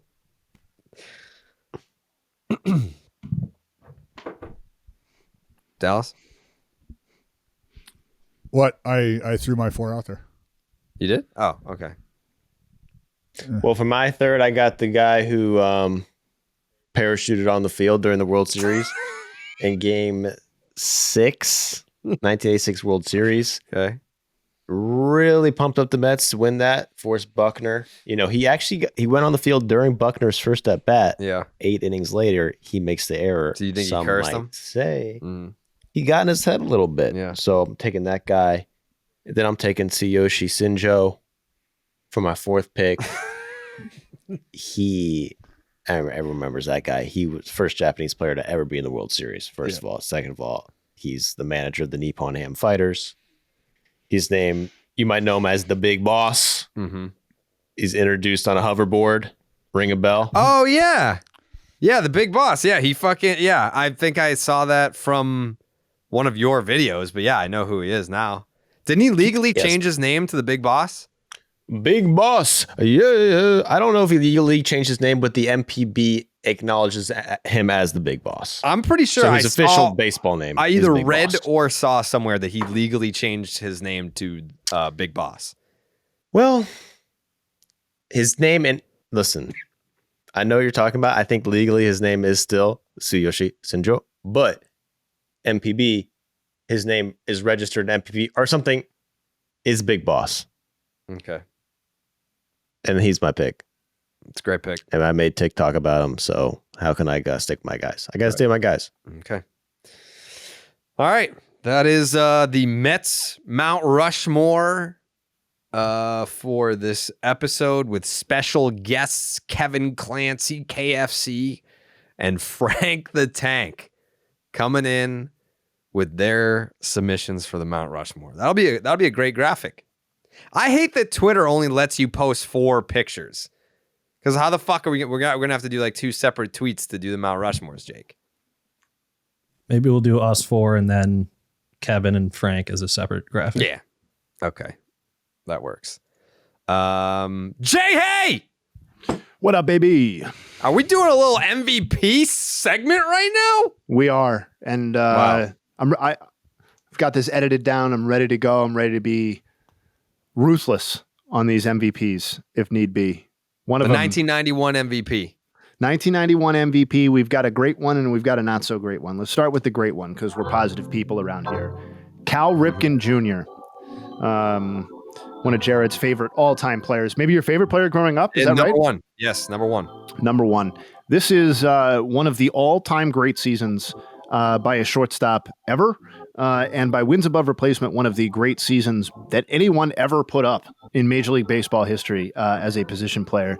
He received 15 of the 28 first place votes. So despite the overwhelming statistical edge that Cal Ripken had, the voters did their damnedest to try and not award him the MVP. Cecil Fielder grabbed 9 first place votes, and Frank Thomas, Joe Carter, and Roberto Alomar collected a 1-2 each. So it was really a Fielder-Ripken situation, and holy shit, if they had given it to Cecil Fielder over Cal Ripken for this, it might be the worst MVP of all time. Thankfully, they didn't. Cal Ripken hit 323, 374, 566, which is a 940 OPS with 34 homers and 114 RBI. Those were at the time and would go on to still be career highs in homers, RBI, batting average, and OPS. He led Major League Baseball in total bases that season, and he won his first career Gold Glove that season as well. So it really all came together for Cal Ripken. If we look at the wins above replacement, Baseball Reference has him at 11.5. You heard that correctly. 11.5. That is more than the second and third place finishers, Cecil Fielder and Frank Thomas, produced combined that season. Okay. Cal Ripken was so obviously the correct choice for MVP statistically this year. It's not even worth debating. That 11.5 wins above replacement, the only batters, AL or NL, to ever produce a season better than that in the live ball era are Babe Ruth, Rogers Hornsby, Lou Gehrig, and Barry Bonds. That's it. That's how good this Cal Ripken season is. So I know some people like to be like, oh, Cal Ripken was all about the Iron Man streak. And at some point, it kind of did become all about that. But there was a stretch in Cal Ripken's career, a pretty prolonged stretch in Cal Ripken's career, where the dude was just a fucking baller as a baseball player too. And that should not be forgotten. He also had an amazing, this by the way was his second MVP. That's important to note. He'd also won the MVP in 83, and you could argue he should have won in 84. He had multiple MVP caliber seasons. So this was not just some sort of one-off great season by Cal Ripken. He had many of them. This just happened to be his greatest. It was his greatest power output. And I know that a lot of the listeners and a lot of the people on this podcast have grown up in an era where shortstops hitting 30 home runs or driving in 100 or posting OPSs of 900, whatever. It is, if not commonplace, then we've seen it done before. I'm here to tell you that it was much, much less common back then. And what Cal Ripken was doing at his size and his physicality at shortstop was, if not outright unprecedented, then really an out-of-the-box sort of situation. So he was a game-changing player above and beyond the consecutive game streak, of course. But this was right in the middle of that streak, and this was his greatest ever season, and boy, did he deserve it. That's Cal Ripken. Any reactions? No, it's just the best to ever do it. It's my guy, Cal. Yeah, I do think it stands to note that Cal Ripken was one of the guys who, when he first came on because of his size, the question about whether or not he was going to be able to stick at this position, is he going to find himself on a corner sooner rather than later at 6'4", playing a premium defensive spot, providing the power he was, it almost felt like there was an expectation of a drop-off that never really came. And then obviously we get into the whole Iron Man mystique, but it was just, I think, one of our first, or one of my early examples of, this is a freak type of player at a spot where you haven't really seen this happen before, and then the numbers kind of back it up, and you're just like, damn. Crazy. Mm-hmm. You also got to take into account Cecil Fielder. I mean, he did like my Instagram reel a couple days ago, so I'm not saying that gives him the MVP, but should couple votes. It is crazy, since you brought up Cecil again, it's crazy that Cecil led baseball with 44 homers and 133 RBI. He hit 10 more homers than Cal Ripken did, and his slugging percentage was 53 points lower than Cal Ripken's was. Like, Cecil Fielder, like, obviously, all due respect, pretty goddamn one-dimensional when it comes to baseball contributions, and this was one that threatened to be a really, really bad MVP that history shines very brightly on, because Cal Ripken ended up being the winner, and deservedly so. It was his going away. Over in the NL, not quite such a good job by the voters, unfortunately. And this is one that was really, really close in the voting. And unfortunately, the guy who finished second is the guy who probably should have won the award. There's a pitcher you can make a interesting statistical case for that we'll get to, but Terry Pendleton was the winner, and he got 12 first place votes to Barry Bonds' 10. And in terms of vote points, it was 274 for Pendleton and 259 for Bonds. So a very close, not literally the closest, but one of the half dozen or so closest NL votes in the wild card era.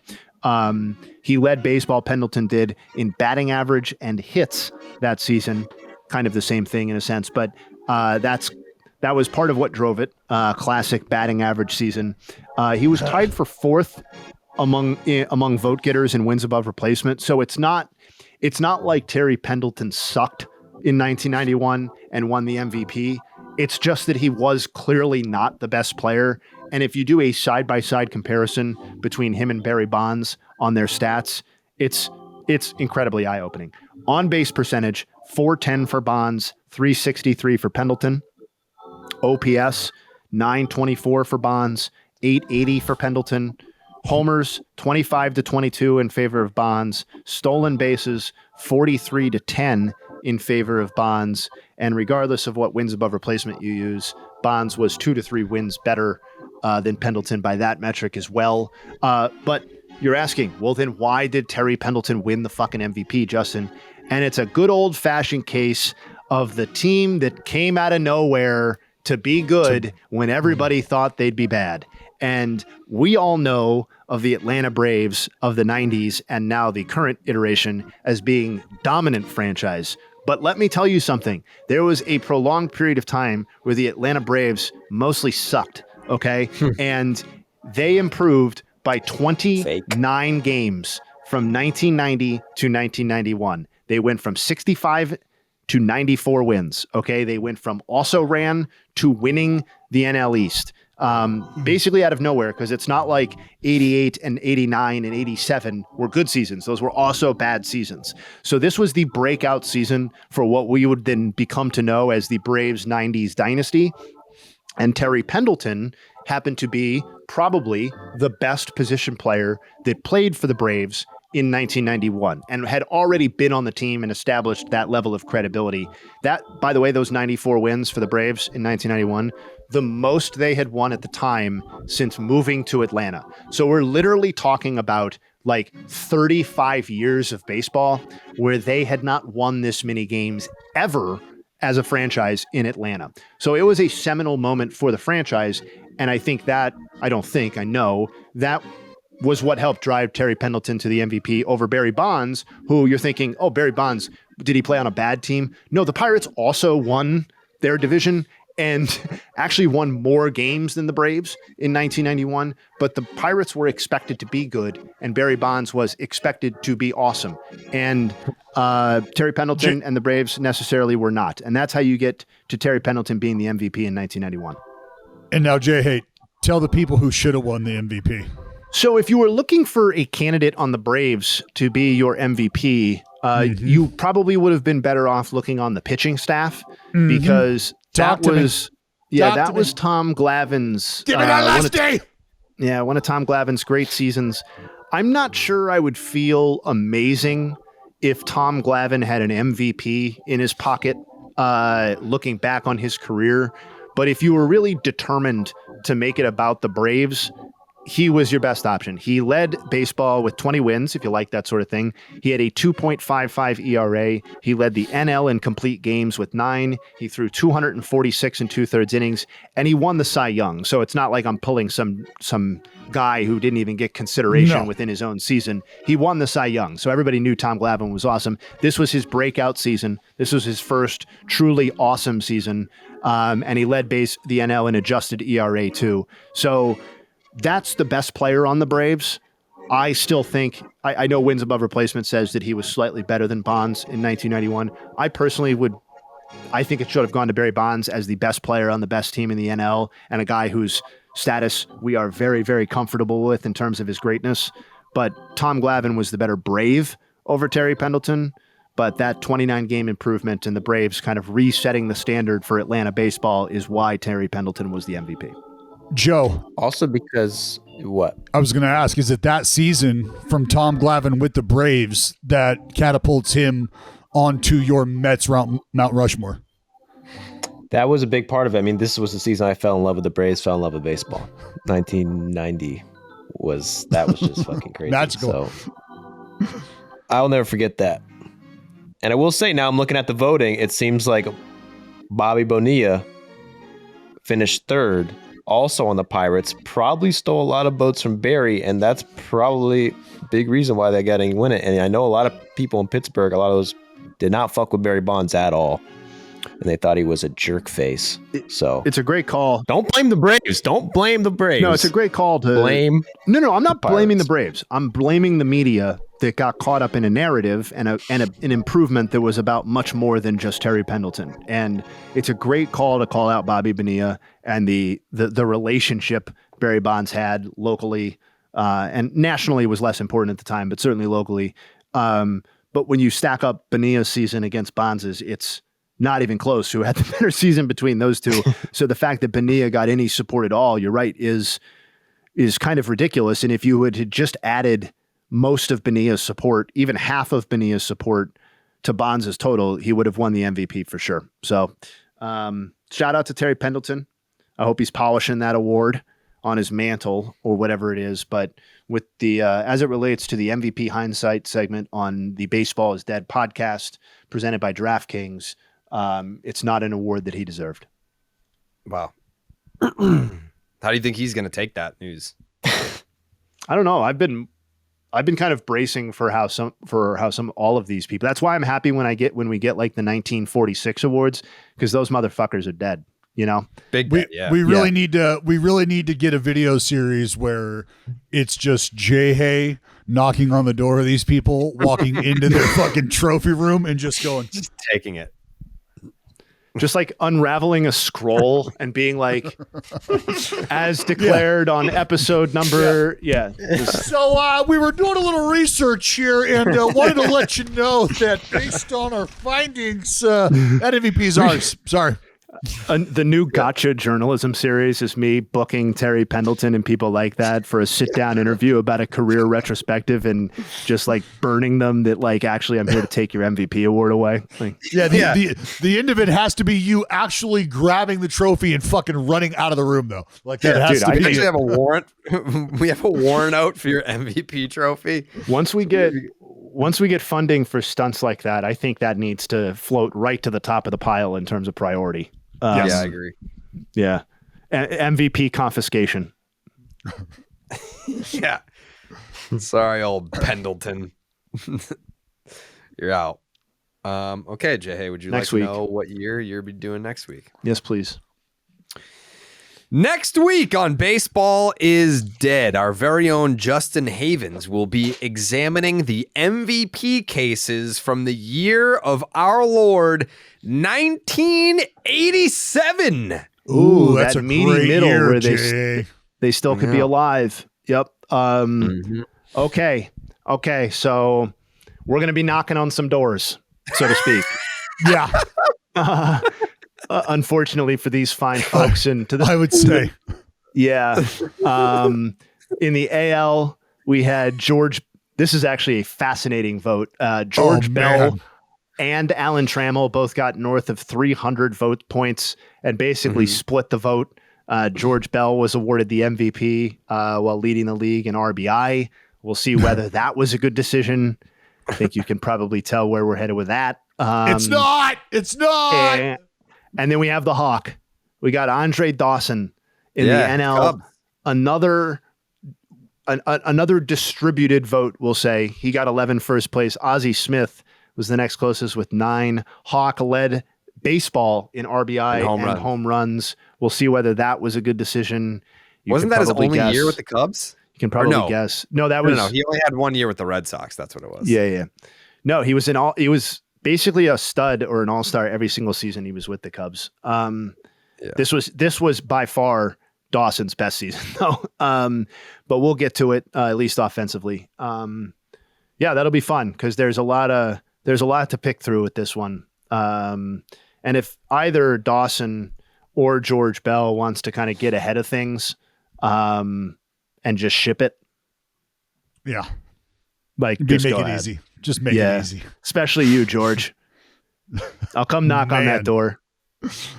That's got to be one of the Well, we'll save it. Save it. All right. Okay. That does it for today's episode for the most part, unless you guys have any other tidbits that you'd like to hit on. Joseph, anything?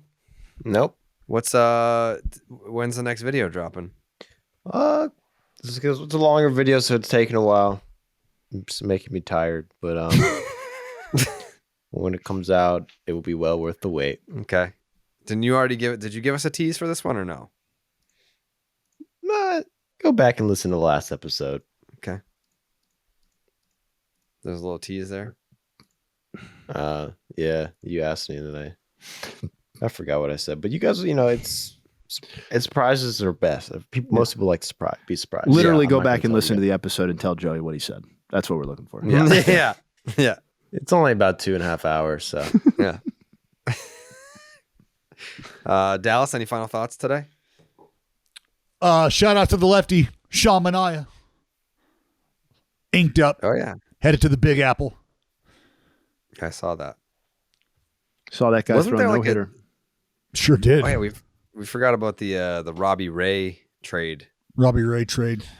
He's going to San Fran, which I believe just a bunch of junk for a bunch of junk. that might take the Giants out of the Blake Snell running, maybe. Yo, if I'm a Giants fan and acquiring a rehabbing Robbie Ray, who's going to be ready at midseason, takes me out of the Blake Snell hunt, then fucking former Cy Young, Jayhay, former Cy Young. He's bringing that with him. He did. Yep. Just not the tendon that he used to get it. Yeah. Wow. That's all right. Wow. No, but I mean, I'm not being snarky without a purpose. Not at all. Robbie You are Ray, absolutely yes. That's okay. If you're a Giants fan and you've missed out on every conceivable free agent over the past 3 years, anybody that was worth you entertaining at all, they have all not landed in your neighborhood. So yeah, absolutely. When the resolution to all of that is, well, what we did do is get you a former Cy Young who's rehabbing, and he'll be ready somewhere around the summer. So, thoughts? Huh? Everybody excited now, right? No. Nope. Not happy. Not happy about it at all. And now you're telling me we can't get the other guys out there?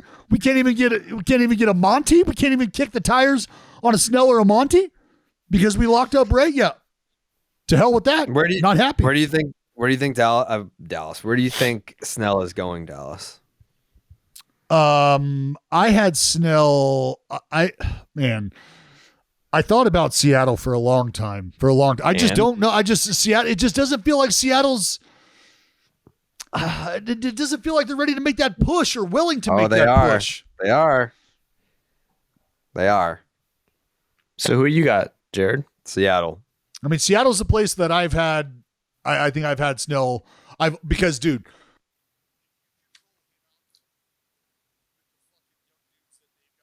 You unplugged your microphone again. I thought you were thinking, but we can't hear you. What happened to your microphone? I thought I you need had a new one. I've needed a new one for fucking ever, dude. This thing is shit. Jake, can we send him one of the fucking microphones that we have? Yeah, we got you. Yeah. Let's go. Yeah, I think we have like 4 of these mics. Yeah, I've had, this is legitimately the same microphone I've had for fucking 9 years, 7 years, or whatever the fuck. Yeah, we gotta clean that up. You know what, Dallas? We're gonna put one in the mail for you. Oh, good. I'll wait for that with bated breath. Okay. Yeah, but you throw those guys in with that, or you throw Blake Snell in with that rotation, buddy. Come on. I mean, because the one thing about that rotation is you take a look at it, and really them as a whole, as a pitching staff, they are extremely right-handed. I think they only got 1 lefty in the bullpen, maybe 2. I think it's going to happen. I got Blake Snell going to the Seaman. Yeah. Yeah. Mm-hmm. Mm-hmm. Don't rule out the Yankees, but I feel like it's going to be the Seaman. Look, I'm going to tell you right now, Blake Snell pitching outdoors at sea level in that ballpark. Fuck. Let's see how far, buddy. Let's see how far. 3-1. Yeah. Here's 95. Here's 97. Right down the middle. Let the J-Rod show go corral that. Yeah. Jayhay, your final thoughts today. I wanted to call out somebody that we did not ever mention in the Hall of Fame conversation, other than I believe reading their name off. And he's a guy who received very strong consideration from me. And if I'd had an 11th spot, he may very well have received that 11th spot. And he's somebody that I'm going to review for future seasons. And that's Bobby Abreu. Yes. I think he's a classic case of a guy whose career was underappreciated at the time. And it's a little bit confusing why that's the case, because we have a 13 season stretch where he slashed 297, 402, 492. That's an 894 OPS with 21 homers and 28 stolen bases a season. So you have well over almost a decade and a half of 25-25 baseball with a 400 on base percentage and some really, really nice pop. I know he was an awkward outfielder. I know that he doesn't have the, maybe the MVP voting accolades to suggest that he was an elite player while he was playing. Go ahead and thank Barry Bonds for that. Yeah, I think there are lots of reasons to examine Bobby Abreu's Hall of Fame candidacy with a closer eye, and I just wanted to shout that out since I didn't do that during my segment. Okay. Yeah. Jayhay, 16th overall for outfield, for offensive WAR for right fielders in baseball. Everyone ahead of him, outside of Gary Sheffield, is a Hall of Famer. It's just like a 395 career on base percentage. Like that factors in the decline period, that it factors in the ramp up period. That's not a peak. That's his career on base percentage. Like he's also a guy like who, if you're a counting stats man, he has 288 homers and 400 stolen bases. Mm-hmm. So like, I don't know. I think he's a very interesting candidate, and I'm interested to see what sort of momentum he can get. I had him written down too. 12 straight years of 151 games or more. That's from 98 to 2010. 100 plus RBI seasons, 8 different times. He's got 2,000 knocks. Like, yeah, there's an interesting conversation to have there with Bobby Abreu. That's my final thought. Thank you. And we will have it in approximately 365 days. Gear up. We will have it. Jake's takes before we get out of here. Just can't believe Jimmy Rollins got snubbed. I feel for Joe and really all the diehard Phillies fans out there, but there's always next year. There is always next year. We will be having that conversation for the 2025 Hall of Fame class. I wish I could tell you I was surprised, though, but can't. It's kind of typical shit. Damn. Philly against the world. Well, another day. All right. We'll see you next week. Wow.